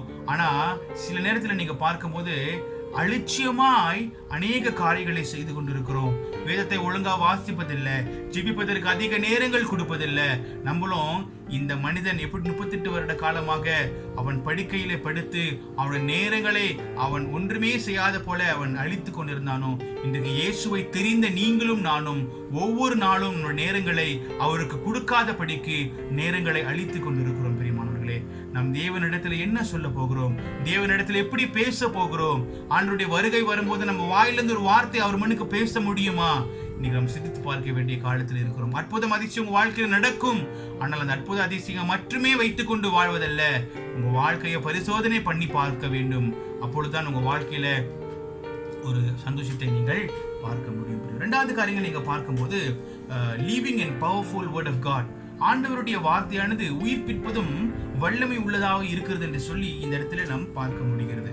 பாருங்க, நான் சொன்ன வண்ணமாக மறுபடியும் 38 வருட காலமாக இந்த மனிதன் அவன் நோயிலே படுக்கையில இருக்கிறதை நாம் இந்த இடத்திலே நாம் பார்க்கிறோம். அதே போல யோவான் விசேஷமாக அவர் என்ன சொல்லுகிறார் என்று சொன்னால், இந்த இடங்களிலே யூதருடைய தேசமானது கூட வனாந்திரத்திலே இப்படியாக 38 வருடமாக அவர்கள் வனாந்திரத்திலே இருந்து அவர்கள் அநேக காரியங்கள் எதிர்பார்த்து கொண்டு இருக்கிறவர்களாக அந்த காலத்தில் இருந்தார்கள் என்று சொல்லி Deuteronomy chapter 2 verse 14 நம்ம பார்க்க முடிகிறது. அப்ப அவர் எழுந்துகிற இந்த வண்ணமாக spiritually speaking Israel was a nation of எப்படி சொல்லுவாங்கன்னா, அந்த தேசமானது விசேஷமாக ஒரு powerless people waiting hopelessly for something to happen. ஏதாவது அவங்களுக்கு நடந்துராதா என்று சொல்லி இஸ்ரவேல் ஜனங்கள் காத்திருந்தது போல இன்றைக்கு விசேஷமாக இந்த நபரானவர் அவர் வாழ்க்கையில ஒரு அற்புதம் நடந்துராதா என்று சொல்லி அவர் அந்த இடத்துல அவர் படுத்திருக்கிறதை நாம் பார்க்கிறோம். பாருங்க, Jesus knew about the men. ஆண்டவர் இயேசுவுக்கு இந்த சகோதரரை குறித்து தெரியும். ஓகே, இயேசுவுக்கு இந்த சகோதரரை குறித்து தெரியும். அப்புறம் இந்த சகோதரர் இடத்துல ஆண்டவர் சுகமடைய வேண்டுமா என்று சொல்லி கேட்கிறாரு. பாருங்க, இந்த மனிதன் சுகம் வேண்டும் என்று சொல்லிதான் அந்த குலத்தின் அந்த குலம் இருக்குல்ல, அந்த குலத்துக்கு போகணும்னு சொல்லி விசுவாசிக்கிறார். ஆனாலும் இப்ப அந்த மனிதனுடைய விசுவாசம் அந்த குலத்துக்கு மேலதான் இருக்குது, இயேசுவுக்கு மேல இன்னும் வரல. எப்படி நான் சொல்லுகிறேன் என்று சொன்னால், விசேஷமாய் நீங்க பாருங்க, இயேசு அந்த இடத்துல போயிட்டு அந்த சகோதரர் இடத்துல போய் கேட்கிறாரு, ஓகே, சொஸ்தமாக வேண்டும் என்று விரும்புகிறாயா என்று கேட்டார். உனக்கு சுகமடைய வேண்டுமா, உனக்கு சொஸ்தமாக வேண்டுமா என்று ஆண்டவர் போய் கேட்கிறார். அப்போ நம்ம என்ன நினைச்சிருப்போம் அந்த இடத்துல விசேஷமாக, ஓகே, இந்த மனுஷன் வந்து ஒரே வார்த்தையில என்தூசிசம், அதாவது ஒரு பவர்ஃபுல்லா, yes I want to be heal, எனக்கு சுகம் வேண்டும் அப்படின்னு சொல்லியிருப்பாருன்னு சொல்லி நம்ம நினைச்சிருப்போம். ஆனா அந்த இடத்துல அந்த சகோதரர், but instead he began to give excuse. அவர் எக்ஸ்கியூஸ் கொடுக்கறத நம்ம இந்த இடத்துல பார்க்கிறோம். சாக்கு போக்கு சொல்றாரு. என்ன சொல்றாருன்னு சொன்னா, உனக்கு சுகம் வேணுமா ஆண்டவர் கேட்டதுக்கு பிற்பாடு அவர் சொல்லுகிறாரு, இல்ல இந்த தண்ணீர் வந்து கலக்கிறதுக்கு பிற்பாடு அது மேல வரும், அப்போது அதில் கொண்டு போய் நீ விட்டுருங்க, எனக்கு சுகம் கிடைக்கும்னு சொல்லிட்டு அவர் அதுக்கு மேலாக தான் நம்பிக்கை வைத்து அவர் என்ன செய்கிறாரு, இயேசு இடத்துல சொல்லுகிறார். பாருங்க, அவர் இடத்துல உனக்கு சுகம் வேண்டுமான்னு கேட்பது மெசியா, தேவகுமாரன், அற்புதத்தின் தேவன் இயேசு கிறிஸ்து, அவர் யார் என்று சொல்லி இந்த மனிதன் அந்த இடத்துல அவன் புரிந்து கொள்ளவில்லை, தெரிந்து கொள்ளவில்லை. பிரியமானவர்களே, இன்றைக்கு நம்மளுடைய வாழ்க்கையிலும் கூட சில நேரங்களில அற்புதம், அதிசயம், அடையாளம் நம்ம வாழ்க்கையில வேணும் என்று நினைத்து மட்டும்தான் இந்த இயேசு இடத்துக்கு நாம் சில நேரத்துல வருகிறோம். ஆனா இந்த அற்புதம், அதிசயம், அடையாளங்கள் நடந்ததுக்கு பிற்பாடு இயேசுவை தெரியாத போல வாழ்ந்து கொண்டிருக்கிறோம், இயேசுவை அறியாத போல வாழ்ந்து கொண்டிருக்கிறோம். மறுபடியும் எப்ப பலவீனம் வருகிறதோ அப்ப மறுபடியும் போதகர் இடத்திலையும் திருச்சபை இடத்திலையும் வந்து எனக்காக ஜெபம் பண்ணுங்கள் என்று சொல்லி நாம் கேட்கிறோம். பிரியமானவர்களே, இயேசுவை தினந்தோறும் தேடுகிறவர்களுக்கு குறைகள் இல்லை. இயேசுவை தினந்தோறும் பற்றிக் கொள்வர்களுக்கு குறை இல்லை. குறை வந்தாலும் அந்த குறையை நிறைவாய் மாற்றுவதற்கு ஆண்டவர் இருக்கிறார். இன்றைக்கு சில நேரத்தில் நீங்க பாருங்க, இயேசுவை தெரிந்து கொண்டவர்கள் கூட இப்படிப்பட்ட காரியங்களை செய்கிறார்கள். இன்றைக்கு நம்ம சில நேரத்தில் நீங்க பாருங்க, நம்மளுடைய சகோதரர்கள் ஆண்டவர் அறியாதவர்கள் இடத்துல போயிட்டு நம்ம ஆண்டவரை கூட்டிட்டு வந்து இன்னைக்கு வந்து அற்புதத்தின் சுவிசேஷம் கூட்டம் நடக்குது, வல்லமையின் கூட்டம் நடக்குது, வாங்க இயேசு தொட்டா சுகம் கிடைக்கும் எல்லாம் கூட்டிட்டு வரோம். அது உண்மையாவே செய்ய வேண்டிய, வர வைக்க வேண்டிய ஒரு காரியம், சந்தோஷமான ஒரு காரியம். ஆனால் அவர்கள் வந்து இயேசு தொட்டு சுகம் கொடுத்ததுக்கு பிற்பாடு அவர்கள் இயேசுவை மனதால ஏற்றுக்கொண்டு வாழ்வதற்கு நீங்களும் நானும், கூட்டிட்டு வந்த நீங்களும் நானும் என்ன வழிகளை செய்கிறோம்? எப்படி கேட்கிறேன்னா, நம்ம ஃபாலோ அப் பண்றோமான்னு கேட்கிறேன். சிலத்தில் நம்ம ஃபாலோ அப் பண்றது இல்லைங்க.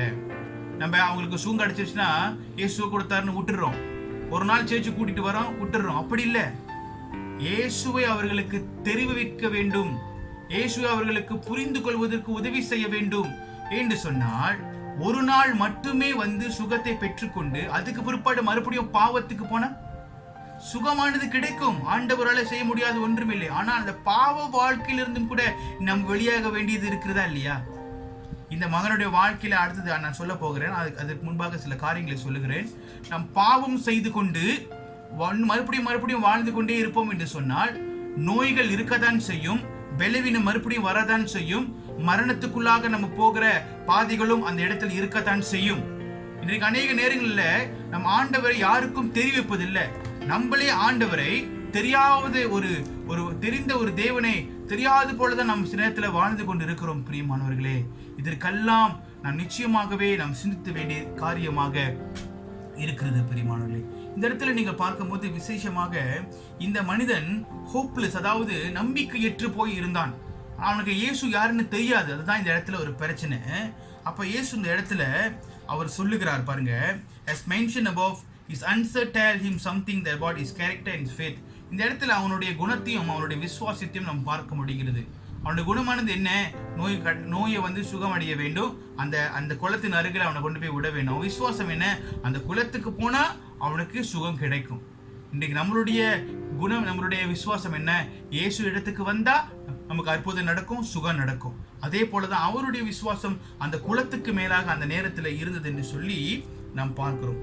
ஆனால் அந்த இடங்களிலே நீங்க பார்க்கும்போது அவனுடைய கண்டிஷன் ஆனது அவன் பலவீனமான ஒரு பாத்திரமாக அந்த இடத்துல இருக்கிறதை நாம் பார்க்கிறோம். அப்பொழுது ஆண்டவர் அந்த இடத்துல அந்த பலவீனத்தை மற்றும் அவனோட வாழ்க்கையில ஆண்டவர் பார்க்கல, அவனுக்குள்ள இருக்கிற ஆவிக்குரிய வாழ்க்கையிலும் கூட அவன் பலவீனமா இருக்கிறதை ஆண்டவர் பார்க்கிறார். அவனுடைய ஸ்பிரிச்சுவலிட்டி அவனுக்குள்ள இருக்கிற ஸ்பிரிச்சுவலிட்டி, ஓகே, அவனுக்குள்ள இருக்கிற அவனுடைய ஆவிக்குரிய வாழ்க்கை அவனுக்கு அந்த இடத்துல பலவீனமா இருக்கிறது என்று சொல்லியும் ஆண்டவர் பார்க்கிறார். இன்றைக்கு நம்முடைய ஆவிக்குரிய வாழ்க்கையில நம்ம பலவீனமா இருந்தோம் என்று சொன்னால் நிச்சயமாகவே நம்ம வாழ்க்கையில சாத்தான் ஒரு வீடு கட்டி உள்ளுக்கு குடி வந்துருவாங்க.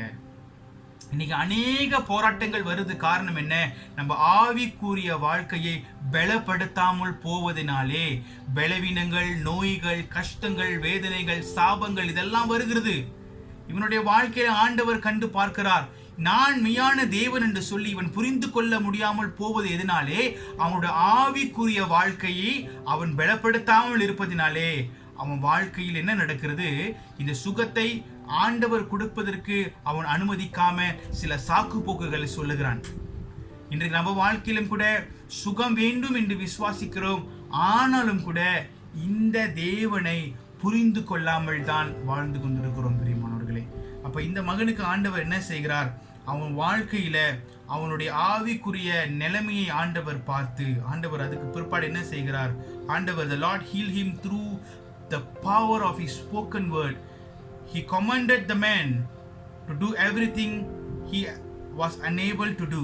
ஆண்டவர் அந்த இடத்துல அவருடைய வல்லமையும் அவருடைய உயிர்ப்பிற்கின்ற வார்த்தையை கொண்டு அந்த இடத்துல ஆண்டவர் அற்புதத்தை செய்கிறதை பார்க்கிறோம். அவனால செய்ய முடியாத காரியங்களை ஆண்டவர் அந்த இடத்துல செய்ய சொல்லுகிறார். அவனால் எழுந்து நிற்க முடியாது, ஆண்டவர் எழுந்து நிற்க சொல்லுகிறார். அப்படின்னு சொன்னால் எந்த ஒரு மனிதன் செய்ய முடியாத காரியத்தை செய்வதுதான் நம்மளுடைய ஆண்டவர். இன்றைக்கு நீங்களும் நானும் செய்ய நம்ம வாழ்க்கையில எந்த காரியம் நம்மளால செய்ய முடியல என்று சொல்றோமோ அந்த காரியத்தை செய்வதுதான் நம்ம ஆண்டவருடைய வல்லமையை என்று சொல்லி நாம் பார்க்கிறோம். இன்றைக்கு விசேஷமாக ஆண்டவர் சொன்ன அந்த கட்டளைக்கு அவன் என்ன செய்கிறான்? அந்த அவனுடைய பாய் இதெல்லாம் எடுத்துக்கொண்டு அவன் எழுந்து நின்று அவன் எடுத்து விட்டு போகிறதை நாம் பார்க்கிறோம். பிரியமானது பாருங்க, தேவனுடைய வல்லமையின் வார்த்தை என்ன செய்யும் என்று சொன்னால் அற்புதத்தை கொண்டு வரும். என்றால் ஆண்டுடைய வார்த்தையில எந்த ஒரு மாற்றங்கள் இல்லை, எந்த ஒரு பொய்கள் இல்லை, எந்த ஒரு தில்முள்ளு காரியங்கள் இல்லை. ஆண்டவர் இன்றைக்குமே நேராக, நீதியாக, பரிசுத்தமாக பேசுகிறவராய் இருக்கிறதுனாலே, அவர் பிதாவுடைய குமாரனாய் இருப்பதினாலே அவர் வந்து அவர் அற்புதத்தை செய்கிறார். அந்த அற்புதமானது பிதாவுடைய மகிமையை, பிதாவுடைய நாமத்தை மகிமைப்படுத்துகிறது என்று சொல்லி நாம் பார்க்கிறோம். இந்த இடத்துல ஆண்டவருடைய வார்த்தையானது அவனை உயிர்ப்பிக்க வைக்கிறது, அவனை எழும்ப வைக்கிறது. அவனை அந்த படிக்கிலிருந்து மட்டும் எழுத வைக்கல, அவனுடைய ஆவிக்குரிய வாழ்க்கையை, அந்த ஆவிக்குரிய வாழ்க்கையை சிந்திக்க வைக்கிறதுக்கும் ஆண்டவர் என்ன செய்கிறார்? அந்த இடத்துல அவனை எழுப்புகிறார். அவனோட ஆவிக்குரிய கண்கள், அது அவன் ஆவிக்குரிய வாழ்க்கை மறைத்து போயிருக்கிறது. அந்த ஆவிக்குரிய வாழ்க்கையும் ஆண்டவர் உயிர்ப்பிக்கிறார். எழும்பு என்று ஆண்டவர் சொல்ல, வேக்காப் என்று ஆண்டவர் சொல்லும் போது அவனுடைய சரீரத்திலிருந்து, பலவீனத்திலிருந்தும் அவன் எழும்புகிறான். அவன் ஆவிக்குரிய பலவீனத்திலிருந்து கூட அவன் எழும்புகிறான். அவன் எழும்பி அவன் வாழ்க்கையில மறுபடியும் அவன் வாழ்க்கையில அவர் செய்த தவறுகளை, பாவங்களை செய்யாதபடிக்கு இருக்க வேண்டும் என்று சொல்லி ஆண்டவருடைய உயிர்ப்பிற்கின்ற வல்லமை என்ற வார்த்தைகள் அவன் வாழ்க்கையில கிரியை செய்து அவனை அந்த இடத்துல எழுப்பி நிறுத்தி வைக்கிறதை நாம் பார்க்கிறோம். பிரியமானவர்களே, இன்றைக்கு நம்முடைய வாழ்க்கையில கூட நாம் இப்படியாக ஆண்டவருடைய வார்த்தையிலே நாம் வல்லமையுள்ள வார்த்தையை ஏற்றுக்கொள்ளாதபடிக்கு நாம் வாழ்ந்து கொண்டிருக்கிறோமா? இந்த வார்த்தையை இரவும், இந்த வார்த்தையை பகலும் இரவும் நீங்கள் வாசித்து பாருங்கள். இந்த உயிர்ப்பிக்கின்ற வார்த்தை உங்கள் வாழ்க்கையை மறுரூபமாய் ஆக்க பண்ணி, உங்க வாழ்க்கையை ஆண்டவருக்கு விருப்பமான ஒரு வாழ்க்கையை உங்களுக்கு ஆண்டவர் கொடுத்து, உங்க வாழ்க்கையை ஆண்டவர் மகிமைப்படுத்தி ஒவ்வொரு நாளும் அற்புதத்தை காணுவதற்கு கர்த்தர் கிருபை செய்வாரா இல்லையா என்று சொல்லி பாருங்க. உயிர்ப்பிருக்கின்ற வார்த்தையை வாசிக்காமல் போவதனாலே, கடைபிடிக்காமல் போவதனாலே வாழ்க்கையில் அற்புதம் நடக்க மாட்டுது, அதிசயமும் நடக்க மாட்டுது, நம்ம வாழ்க்கையிலும் நடக்க மாட்டுது. நமக்கும் மற்றவர்களுக்கும் செய்வதற்கும் நம்ம செய்ய முடியாத படிக்கும் பலவீனமாய் நம்ம இருக்கிறோம். அப்படிப்பட்ட ஒரு வாழ்க்கையை வாழக்கூடாதுங்க. நம்ம வாழ்க்கையிலும் அற்புதம் நடக்கணும், நம்ம வாழ்க்கையிலும் அதிசயம் நடக்கணும். நம்ம மூலியமாக இன்னும் நிறைய பேருக்கு ஆண்டவர் அற்புதம் செய்ய வேண்டும் என்று சொல்லி இருக்கிறாரா இல்லையா?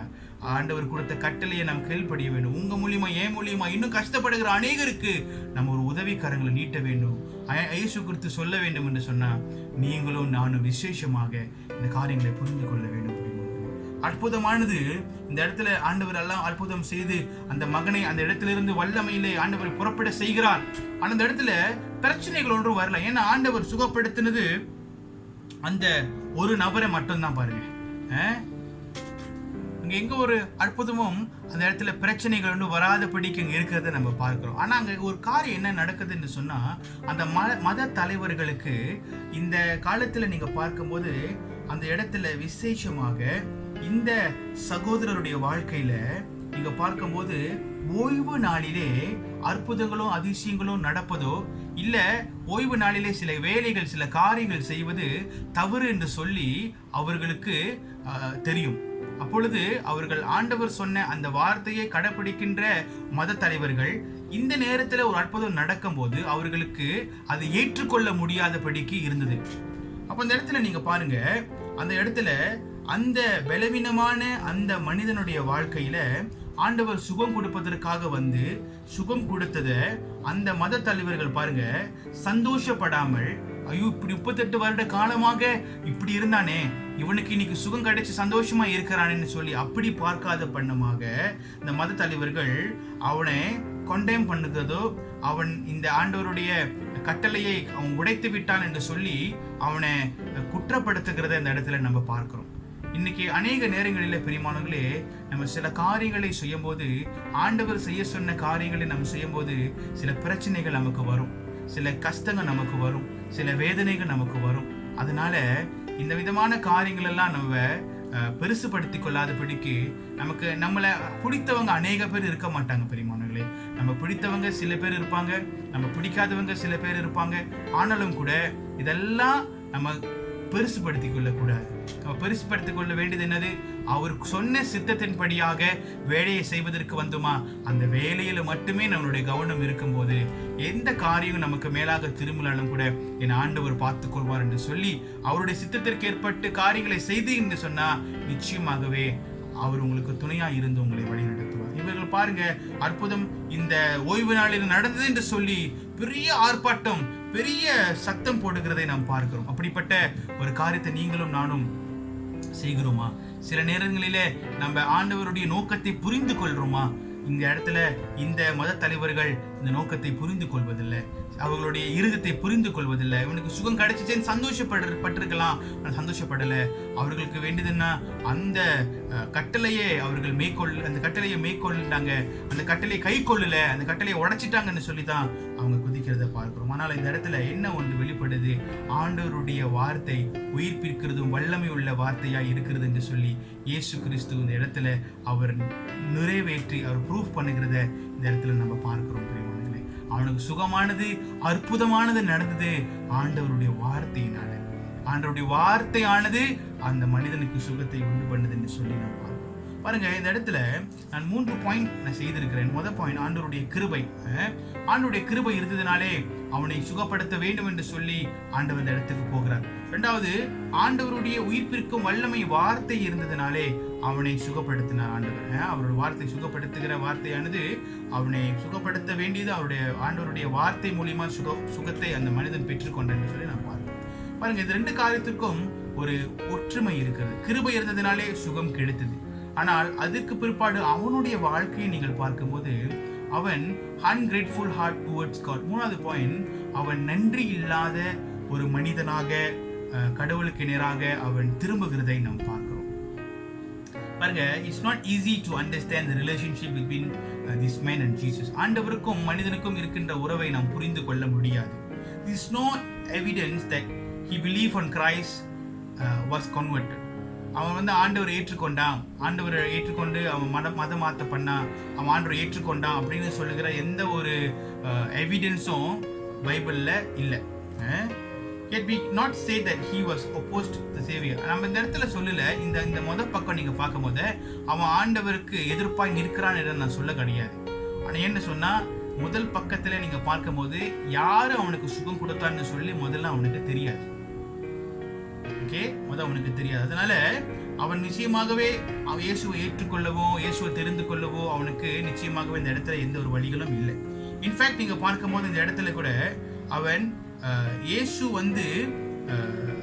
அவனுக்கு சுகம் கொடுத்ததுக்கு பிற்பாடு அவன் எங்க போகிறான்? அவன் ஆலயத்துல தான் இயேசு அவனை பார்க்கிறான். Okay, we are not told, நம்மளுக்கு இந்த காரியத்தை வேதத்துல சொல்லல, ஆனாலும் அவன் ஆலயத்துல நம்ம பார்க்கிறோம் என்று சொல்லும் போது நிச்சயமாகவே Jesus see the healed man in the temple. Perhaps he has come to offer a thank offering for his healing. நிச்சயமாகவே நம்ம என்ன விசுவாசிப்போம், ஆலயத்துல மறுபடியும் இந்த மகனை நம்ம பார்க்கிறோம்னு சொன்னா ஒருவேளை ஆண்டவருக்கு நன்றி சொல்வதற்காக அந்த ஆலயத்திற்கு வரக்கூடும் என்று சொல்லி நாம் நினைக்கலாம். ஆலயத்துல பார்த்தா நன்றி சொல்றதுக்கு தான் வந்திருக்கலாம் அப்படின்னு நம்ம நினைக்கிறோம். ஓகே, அதுதான் அந்த இடத்துல இயேசு அந்த இடத்துல இயேசு பார்க்கிறார். அப்ப அந்த இடத்துல நீங்க பார்க்கும்போது இயேசு Jesus go to the man and confronts him about his sin. அந்த இடத்துல இயேசு பாருங்க சுகம் கொடுத்து ஆண்டவரோட பாவத்தை சொல்லியிருக்கலாம். நீ பாவம் செய்திருக்கிற, அப்படி நீ பாவம் செய்யாம இருன்னு சொல்லியிருக்கலாம். ஆனா ஆண்டவர் ஆலயத்துல வைத்து சொல்றாரு, we don't know what is sin. அவருடைய பாவம் என்ன என்று சொல்லி நமக்கு தெரியாது, அது என்ன விதமான பாவம் என்று தெரியாது. ஆனாலும் ஆண்டவர் இந்த காரியத்தை சொல்லுகிறார் என்று சொன்னால் நிச்சயமாகவே this sin was a serious sin. ஒரு ஒரு ஒரு ஒரு முக்கியமாக அவன் மாற்ற வேண்டியது இருக்கிறது, அவன் ஒரு பெரிய பாவம் செய்கிறான் என்று சொல்லிதான் இந்த இடத்துல நாம் பார்க்கிறோம். என்று சொன்னால் ஆண்டவர் ஒரு வாழ்க்கையில பாவத்தை குறித்து அதிகமாய் பேசுகிறார் என்று சொன்னால் நிச்சயமாகவே அந்த பாவமானது அவன் வாழ்க்கையை அந்த வாழ்க்கையை ஆண்டவரை பார்க்க முடியாதபடிக்கு அது தடுக்கிறது என்று சொல்லிதான் அது அர்த்தமாய் இருக்கிறது. அந்த இடத்துல ஆண்டவர் அவனுடைய பாவத்தை குறித்து சொல்லி ஆண்டவர் சொல்லுகிறார், ஸ்டாப் ஸ்டீனிங், பாவத்தை விட்டு விடு, பாவம் செய்யாதே அப்படின்னு சொல்லுகிறார். பாருங்க, இந்த வார்த்தையானது பிரசன்ட் இம்ப்ரவேட்டிவ் சொல்லுவாங்க. அப்படின்னு சொன்னாக்கா இந்த மனிதன் திரும்பி இந்த பாவத்தை அவன் செய்வான், அவன் செய்ய போகிறான் என்று சொல்லுகிற ஒரு காரியம் ஆண்டவருக்கு தெரிகிறது. அதனாலே இந்த பாவத்திலிருந்து நீ வெளியாக வேண்டும், மறுபடியும் இந்த பாவத்தை நீ செய்யக்கூடாது என்று ஆண்டவர் அவனை எச்சரிக்கை எடுக்கிறார். பாருங்க, இன்றைக்கு அநேக காரியங்கள், இந்த நோயானது அவன் வாழ்க்கைக்கு வந்த ஒரு காரணம் என்னவென்று சொன்னால் அவன் வாழ்க்கையிலே அவன் செய்த பாவம் என்று சொல்லி கூட நாம் பார்க்கிறோம். இன்றைக்கு நம்ம வாழ்க்கையில சில நேரத்தில் நம்ம வாழ்க்கையில இருக்கிற சில பாவங்கள் செய்ததுனாலே இன்றைக்கும் நம்ம வாழ்க்கையில இவ்விதமான அற்புதம் அதிசயங்கள் நடக்காமல் இருக்கக்கூடும் என்று சொல்லி நாம் பார்க்கிறோம். அப்பொழுது இவனோட வாழ்க்கையில அவன் செய்த பாவங்களை ஆண்டவர் என்ன செய்கிறார், இந்த பாவத்தை நீ விட்டுவிடு என்று சொல்லி ஆண்டவர் அவனுக்கு உணர்த்துகிறதை, அவன் இடத்துல எச்சரிக்கை எடுக்கிறதை பார்க்கிறோம். அப்படி இந்த பாவத்தை அவன் விடாமல் இருந்தால் இன்னும் பெரிய அவன் வாழ்க்கையில ஒரு பாதிப்பு வரும் என்று சொல்லி ஆண்டவர் அவனுக்கு தெரிவிக்கிறதை நாம் பார்க்கிறோம். பிரியமானவர்களே, இன்றைக்கு இந்த இடத்துல என்ன சொல்ல வருகிறேன் என்று சொன்னால், நம்ம ஆண்டவர் பாவம் செய்யாதே என்று சொல்லும் போது நம்ம சில நேரங்களிலே அதை சற்று பண்ணுவதில்லை, மறுபடியும் அந்த பாவத்தை செய்கிறோம். யார் என்ன சொன்னா எனக்கு என்ன கவலை, யார் எப்படி போட்டா எனக்கு என்ன கவலை, யார் என்ன காரியங்களை வீடியோல போடுறாங்களா, ஃபேஸ்புக்ல போடுறாங்களா, இன்ஸ்டாகிராம்ல போடுறாங்களா, மனிதர்கள் மற்றவங்க பாக்குறாங்களே அப்படின்னு சொல்லுகிற எனக்கு என்ன கவலை அப்படின்னு நம்ம நினைச்சு இன்னும் அதிகமாய் பாவத்தை செய்து கொண்டுதான் பிரியமானவர்கள் நம்ம இருக்கிறோம்.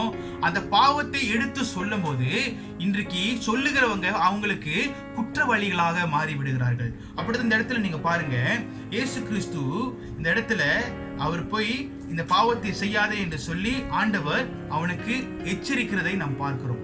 ஆனா இந்த இடத்துல ஒரு காரியங்களை நான் கவனித்து பார்த்தேன். என்னென்று சொன்னால், ஆண்டவர் அவன் நோய்களை இருந்து தான் அவனை எந்திரிச்சு போக சொன்னாரே தவிர Jesus did not say that the man's sin has been forgiven as it did in dealing with the sick man. ஆண்டவர் அவனுடைய பாவங்களை பாவம் மன்னிக்கப்பட்டது என்று இந்த வேதத்துல போட கிடையாது. பாருங்க, அப்ப அவனுடைய பாவமானது இன்னும் நம்ம வாழ்க்கையில இருக்கிறது என்று சொல்லி நாம் பார்க்கிறோம். அப்ப அவன் முழு உள்ளத்தோடு அந்த பாவத்தை, அதாவது ரிப்பெண்டன்ஸ், அவன் வாழ்க்கையில அந்த பாவத்தை அறிக்கையிட வேண்டியது கட்டாயமா இருக்கிறதுனால தான் ஆண்டவர் இந்த இடத்துல எச்சரிக்கை பேச சொல்றாரு. பாவம் செய்யாம இந்த பாவத்தை எடுத்து போட்டு நீ பாவ மன்னிப்பு கேட்க வேண்டியது இருக்கிறது என்று சொல்லி ஆண்டவர் எச்சரிக்கை எடுக்கிறதை நாம் பார்க்கிறோம். இன்றைக்கு இதை பார்த்து கொண்டிருக்கிற உங்களுக்கும் எனக்கும் ஒரு காரியங்களை சொல்லுகிறேன். நம்ம வாழ்க்கையில ஆண்டவருக்கு விருப்பமில்லாத பாவங்களை செய்து கொண்டிருக்கிறோமா? நம்ம வாழ்க்கையில அற்புதம் நடக்காமல் இருக்கிறதா? இந்த பாவங்கள் என்ன என்று உங்களுக்கும் எனக்கும் தெரியும். அதை விட்டு விடுங்க, அதை செய்யாதீங்க. அது செய்யாமல் நீங்களும் இருப்போம் என்று சொன்னால் நிச்சயமாகவே பிரியமானவர்கள் என்ன நடக்கும் தெரியுமா? அற்புத அதிசயங்கள் வாழ்க்கையில் நிறைப்பெறும். உங்க பலவீனங்கள் நீங்கி போகும். நீங்கள் சந்தோஷமாய் இருப்பீர்கள். நீங்கள் கேட்ட உங்களுடைய பாவ மன்னிப்பு உள்ளத்தின் ஆழத்திலிருந்து இருக்கும் என்று சொன்னால் நிச்சயமாய் ஆண்டவர் உங்களுக்கு சுகம் கொடுக்க வல்லவராய் இருக்கிறார். பிரியமானவர்களே, இந்த வேதத்தில் நீங்க இன்னொரு காரியங்களை கூட நீங்கள் பார்க்கும்போது பிரியமானவர்களே, ஆண்டவர் இந்த இடத்துல சொல்லிவிட்டு போனதுக்கு பிற்பாடு இந்த மனிதனை நீங்க பாருங்க என்ன நடக்கிறது என்று சொல்லி நான் முடிக்க ஆசைப்படுகிறேன். இந்த இடத்துல the man did not actively seek a close relationship with the one who healed him. அவனை சுகப்படுத்தின அந்த ஆண்டவர் இயேசுவின் தெரிந்ததுக்கு பிற்பாடும் கூட ஒரு நல்ல உறவை அவரோடு வைத்துக் கொள்ள வேண்டும் என்று அவன் நினைக்க கிடையாது. But more than one person has gratefully accepted the gift and ignore the giver. பாருங்க, அவன் ஆண்டவர் கொடுத்த அந்த சுகத்தை பெற்றுக்கொண்டா, ஆனா சுக கொடுத்த அந்த மருத்துவரை ஏற்றுக்கொள்ளவில்லை. இன்றைக்கு we take the gift from God. ஆண்டவர் கொடுக்கிற ஆசீர்வாதங்கள் எல்லாம் எடுத்துக்கிறோம், ஆனா கொடுத்த ஆசீர்வாதத்தை கொடுத்த தேவனை நம்ம மறந்து விடுகிறோம், நம்ம மறுதலிக்கிறோம், நம்ம விட்டு நம்ம அந்த தேவனை இயேசு கிறிஸ்துவை நம்ம பிடித்துக் கொள்வதில்லை. ஸோ நமக்கு கொடுத்த அந்த தேவனை கனப்படுத்தும் போதுதான் இன்னும் அதிகமாய் நாம் பெற்றுக்கொள்ள முடியும். பிரியமானவர்களே, உங்களுக்கு வேண்டிய காரியத்திலெல்லாம் ஆண்டவரை தெரிந்து கொண்டு எடுத்துக்கொண்டு மித்த நேரத்திலெல்லாம் ஆண்டவர் வேணான்னு நினைப்பது அது சரியல்ல. இந்த மனிதனுடைய வாழ்க்கையில சுகம் கிடைத்தது, ஆனா அவன் எப்படி தான் தெரியுமா? அன்கிரேட்ஃபுல், நன்றி இல்லாதவன் தான் அவன் கடைசியில் இருந்தான். பாருங்க, அந்த இடத்துல கடைசியா நீங்க பார்க்கும் போது இந்த மனிதன் அவன் அந்த இடத்திலிருந்து அவன் போனதற்கு பிற்பாடு அவன் என்ன செய்கிறான்? The man went away and told the Jews that it was Jesus who healed him. அவன் அந்த இடத்தை விட்டு இயேசு சொன்னது பாவம் செய்தன்னு சொன்னதுக்கு பிற்பாடு அவன் பேசாம போயிருக்கலாம். ஆனா அவன் என்ன செய்யறான்? அந்த மதத்தின் தலைவர்கள் இடத்துல அவன் போகிறான். வேர்த்தி நல்லா பாருங்க, went away அப்படின்னா அவன் போகிறான் அர்த்தம். அவன் போய் எனக்கு சுகம் கொடுத்தது இயேசுதான் என்று சொல்றதுக்காகவே அந்த இடத்துக்கு அவன் போகிறான். அவன் சொன்னதுக்கு பிற்பாடுதான் பெர்சிக்யூஷன், அதாவது ஆண்டவர் பிதாவுடைய கட்டளையெல்லாம் அவர் கட்டளைகளை உடைக்கிறார் என்று சொல்லிதான் அந்த சம்பவத்திற்கு அவன் சொன்னதுக்கு பிற்பாடு தான் இயேசுவை அவர்கள் வகை தேடி இயேசுவை அவர்கள் அடிக்க வேண்டும், மரணத்துக்குள் கொண்டு போக வேண்டும் என்று சொல்லி நினைக்கிறதை நாம் பார்க்கிறோம். இன்றைக்கு அநேக நேரங்களிலே இயேசு நம்மளுக்கு சுகம் கொடுத்து நம்மளை நடத்துகிறார். ஆனால் அவரை நாம் எப்படி இவன் காட்டி கொடுத்தானோ, அதே போல எப்படி இவன் மறுதளித்தானோ, அதே போல நம்மளும் சில நேரத்தில் இயேசுவைய மறுதளித்து வாழ்ந்து கொண்டுதான் இருக்கிறோம். பிரியமானவர்களே, இவன் நன்றி உள்ள ஒரு பாத்திரமாய் இருந்தான். நீங்களும் நானும் அப்படி நன்றி உள்ள பாத்திரமாய் இருக்கிறோமா? அப்படி இருந்தோம் என்று சொன்னால் நம் வாழ்க்கையை நாம் மாற்றிக்கொள்ள வேண்டும். ஆண்டவர் இன்னைக்கு நம்மளை நன்றி உள்ள பாத்திரமாய் இருக்கக்கூடாது என்று சொல்லுகிறார். உங்க வாழ்க்கையில் எத்தனை அற்புதம் செய்திருப்பார், எத்தனை அதிசயங்கள் செய்திருப்பார். இந்த நாள் வரையிலும் உங்கள் வாழ்க்கை கர்த்தர் காத்து வழி நடத்துகிறாரே, அவருக்கு நீங்க செய்ய போகுவது என்ன? பிரியமானவர்களே, அவருக்கு நன்றி இல்லாத பாத்திரமாய் வாழ்வது தானா? இன்றைக்கு நன்றியுள்ள பாத்திரமாய் நீங்கள் வாழும் போதுதான், நன்றி உள்ள பாத்திரமாய் நீங்கள் இருப்பீர்கள் என்று சொன்னால் நிச்சயமாய் கர்த்தர் உங்களை ஆசீர்வதிப்பார். பிரியமானவர்களே, இப்படிப்பட்ட ஒரு சுகத்தை கொடுத்து இயேசுவே அவனை தேடி வந்தார். இயேசுவே தேடி வந்து அவனுக்கு சுகத்தை கொடுத்தார். 38 வருட காலமாய் படுத்திருக்கிற மனிதனை கேள்விப்பட்டு வந்து சுகத்தை கொடுத்து அவனை காப்பாற்றின அந்த தேவனை இவன் மாற்றி விடுகு இயேசுவை மறுதளித்தவனாய் இவன் காணப்படுகிறதை நாம் பார்க்கிறோம். என்ன சூழ்நிலையிலே அவன் சொல்லியிருக்கிறான் என்று சொல்லி வேத்துல போட கிடையாது. ஆனால் அவன் சொல்லாமல் இருந்திருக்கலாம். அவன் சொன்னதுக்கு காரணம் என்ன? அவன் வாழ்க்கையில இன்னும் இயேசுவை அவன் தெரிந்து கொள்ளவில்லை என்று சொல்லிதான் நாம் பார்க்கிறோம். இன்றைக்கு பிரியமானவர்களே, நம்முடைய வாழ்க்கையில நீங்கள் பார்க்கும்போது இந்த கதையானது விசேஷமாக இந்த குளத்திலே இந்த இடத்திலே ஒரு மனிதன் இருந்தான். அவனை கண்டு ஆண்டவர் சுகத்தை கொடுத்தார் என்று சொல்லி நாம் பார்க்கிறோம். மெத்யூ ஹென்றி என்று சொல்லப்படுகிறார் சொல்லுகிறார், நம்ம வாழ்க்கையில பலவீனம், நம்ம வாழ்க்கையில ஆவிக்குரிய வாழ்க்கையில பலவீனங்கள், குருடுகள், நம்ம வாழ்க்கையில துன்பங்கள், துயரங்கள், இதெல்லாமே நம் வாழ்க்கையில் நடப்பது அது ஒரு சகஜமான ஒரு காரியம்தான். ஆனாலும் கூட பிரியமானவர்களே, நம்ம வாழ்க்கையில ஆண்டவர் கொடுக்கின்ற சுகத்தை முழுமையாக பெற்றுக்கொள்ள வேண்டும் என்று அதை நினைத்து அதற்காக முன் போவதுதான், அது செய்வது நம்மளுடைய வேலையா இருக்குது. we have to attend to it. அப்படின்னா அதை என் வாழ்க்கையில வர வேண்டும் என்று சொல்லி எதிர்பார்த்து காத்திருக்க வேண்டியது உங்களுடைய என்னுடைய வேலையா இருக்கிறது. இன்னைக்கு அற்புதத்தை மட்டுமே பெற்றுக்கொண்டு அற்புதத்தோடு கூட மட்டும் வாழ்வதனாலே நீங்களும் நானும் காப்பாற்றப்பட்டு பரலோகத்துக்கு போக முடியாது. தவறான கணக்கு போட்டு விடாதீர்கள். இன்னைக்கு ஆண்டவர் வாழ்க்கையில எல்லா வாழ்க்கையிலும் அற்புதம் நடக்கும். எங்கே ஒரு மனிதன் அவன் ஆண்டவருடைய அற்புதத்தை மட்டும் ஏற்றுக்கொண்டு பரலோகத்துக்கு போவேன் என்று விசுவாசித்து இருக்கிறானோ அது தவறு. அது அப்படிப்பட்ட காரியம் நடக்காது. ஆனாலும் எங்கே ஒரு மனிதன் ஆண்டவருடைய அற்புதத்தை பெற்றுக்கொண்டும் பாவத்தையும் குற்றங்களையும் விட்டு விலகி மனம் திரும்பி ஆண்டவருடைய சமூகத்துக்கு முன்பாய் வந்து அவரை ஏற்றுக்கொண்டு வாழ்கிறானோ அவன் நிச்சயமாகவே பரலோகத்துக்கு போவான். இன்றைக்கு இந்த மனிதனானவர் நிச்சயமாகவே அவர் பாவத்திலிருந்து வெளியாகி அவர் ஆண்டவருடைய சமூகத்துக்கு அவர் சென்றிருப்பார் என்று சொல்லி நாம் விசுவாசிக்கத்தான் முடியுமே தவிர அது நிச்சயமாய் நடந்திருக்கிறதே வேதத்துல போட கிடையாது. இன்றைக்கு உங்க வாழ்க்கையிலும் என் வாழ்க்கையிலும் இந்த மூன்றாவது அற்புதத்தை பார்க்கும் போது ஆண்டவருடைய வார்த்தை வல்லமை உள்ளது. ஆண்டவருடைய கிருபையானது வந்து ஆண்டவருடைய கிருபை நடத்தி அவனுக்கு சுகத்தை தந்து அந்த சுகத்தின் மூலியமாய் அவன் 38 வருட காலமாய் கட்ட கஷ்டங்கள் எல்லாம் நீங்கி போய் அவன் சந்தோஷமாய் எழும்பி போகிறான். அதே நேரத்தில் ஆண்டவரை போய் காட்டி கொடுத்துட்டு அந்த இடத்துல போகிறதே நாம் பார்க்கிறோம். இன்னைக்கு நம்ம வாழ்க்கையில சுகம் கிடைத்தது, கிருபையினால சுகம் கிடைத்தது, நல்லா வாழ்றோம். நம்ம ஆண்டவரை இப்படிதான் மறுதலிக்கிறோமா? அப்படி மறுதலிக்கிறோம் என்று சொன்னால் நாம் சிந்திக்க வேண்டியது என்னவென்று சொன்னால், நாம் எப்படி நம்ம வாழ்க்கையை சரிப்படுத்த வேண்டும், எப்படி நம்ம வாழ்க்கையை ஆண்டவருக்குள்ள வாழ வேண்டும் என்று சொல்லி நாம் சிந்திக்க வேண்டும். ஒரே ஒரு காரியங்களை சொல்லுகிறேன். நீங்கள் தினதோறும் ஆண்டவருடைய பாதடியிலே காத்திருக்கிறவர்களாய் காணப்பட வேண்டும்.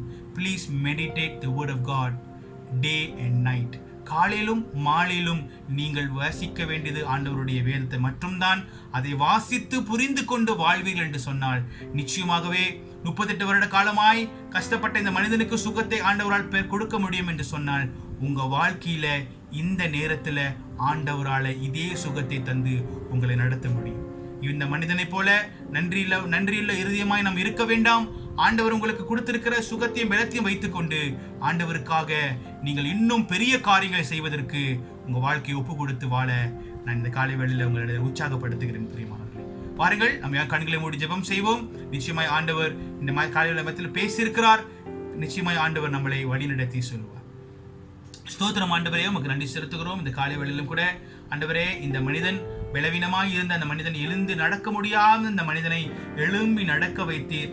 அவன் வாழ்க்கையும் பிசிக்கல்லையும் அவனுடைய ஸ்பிரிச்சுவல்லையும் ஆண்டவரே அவனை ஆசீர்வதித்தீர், அவனை உயர்த்தினீர் ஆண்டவர். இப்படியாக கூட எங்க வாழ்க்கையிலும் கூட இன்றைக்கு எங்களுடைய ஆவிக்குரிய கண்கள் ஆண்டவரே, ஆவிக்குரிய வாழ்க்கை மரணத்துக்குள்ளாக இருக்கும் என்று சொன்னால், எங்க ஆவிக்குரிய வாழ்க்கையில் செயல்பட முடியாமல் இருக்கும் என்று சொன்னால், எங்க வாழ்க்கையை கர்த்தர் ஆண்டவரை உயிர்ப்பிற்க நாங்கள் ஜெபிக்கிறோம்.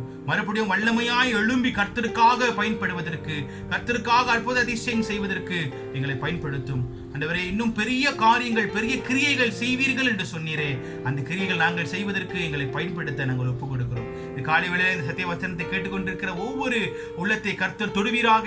எந்த பலவீனங்கள் சரீரத்தில் இருக்கிறதோ இயேசுவின் நாமத்தில் ஒரு சுகத்தை கர்த்தர் கொடுத்து கர்த்தர் வழி நடத்துவீராக. இந்த வார்த்தையானது ஒவ்வொரு உள்ளத்திலும் கிரியை செய்யட்டும். தொடர்ந்து கர்த்தர் நடத்துவீராக, ஆசீர்வதிப்பீராக. இயேசுவின் மராத நாமத்தில் ஜெபிக்கிறோம் எங்க நல்ல பிதாவே, ஆமென்.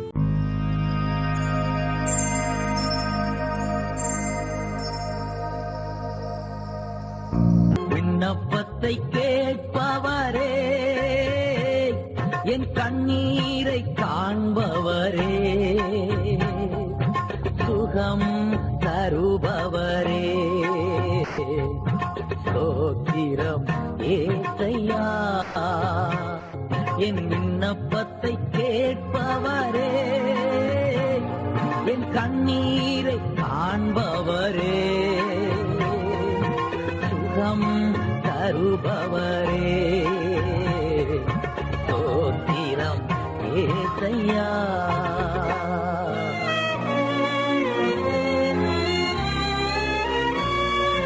உம்மால் கூடும், எல்லாம் கூடும், ஒரு வார்த்தை சொன்னால் போதும். ஐயா, உம்மால் கூடும், எல்லாம் கூடும், ஒரு வார்த்தை சொன்னால் போதும். ஐயா, ஒரு வார்த்தை சொன்னால் போதும். விண்ணப்பத்தை கேட்பவரே, என் கண்ணீரை காண்பவரே, சுகம் தருபவரே, ஸ்தோத்திரம் ஏசையா. மனதுருகி கரம் நீட்டி அதிசயம் செய்தவரே, மனதுருகி கரம் நீட்டி அதிசயம் செய்பவரே, அதிசயம் செய்பவரே, விண்ணப்பத்தை கேட்பவரே, என் கண்ணீரை காண்பவரே, சுகம் தருபவரே, ஸ்தோத்திரம் ஏசையா. சித்தம் உண்டு சுத்தமாகு என்று சொல்லி சுகமாக்கினீ, சித்தம் உண்டு சுத்தமாகு என்று சொல்லி சுகமாக்கினீ, ஐயா என்று சொல்லி சுகமாக்கினீ. விண்ணப்பத்தை ஜெபத்தை கேட்பவரே, என் கண்ணீரை காண்பவரே, சுகம் தருபவரே, ஸ்தோத்திரம் ஏசையா.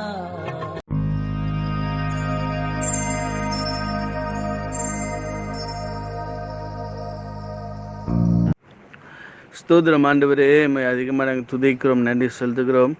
கர்த்தாவே, இந்த அருமையான இந்த காலை பொழுதுக்கு நன்றி ஆண்டவரே. இந்த காலை ஆராதனையில் நாங்கள் இப்படியாய் கர்த்தாவே கொண்டு வந்த காணிக்கை கர்த்தருக்கு ஒப்பு கொடுக்கிறோம் ஆண்டவரே. காணிக்கையால் ஆசீர்வதியும் காணிக்கைகளை ஆண்டவரே நம்முடைய ஊழியங்களுக்கு இன்னும் அதிகமாக பயன்படுத்த உதவி செய்யும்படியாக நாங்கள் ஜெபிக்கிறோம் ஆண்டவரே. கொண்டு வந்த ஒவ்வொருவரையும் ஆசீர்வதியும். இந்த காலகட்டத்தில் ஆண்டவரே நீ அதிகமாக எங்களோடு இருந்து எங்களை நடத்துவதற்கு நன்றி ஆண்டவரே. எங்களை என்று மட்டுமா எனக்கு கொடுத்துருங்க இந்த காணிக்கை அளவில் ஆசீர்வதித்து உங்களுடைய ஊழியங்களை பெருக பண்ணதே உதவி செய்யும். நீ ஆசீர்வதியும் வழி நடத்தும்.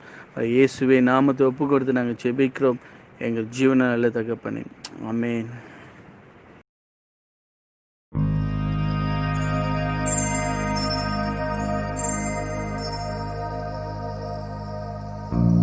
கர்த்தருடைய ஆசீர்வாதங்களை பெற்றுக்கொள்வோம். கர்த்தராக இயேசு கிறிஸ்துவுடைய கிருபையும் பிதாவுடைய அன்பும் பரிசுத்த ஆவியின் அந்யோன்யமும் இன்றும் என்றும் சதா காலம் உங்களோடு இருக்க கடவதாக. ஆமென்.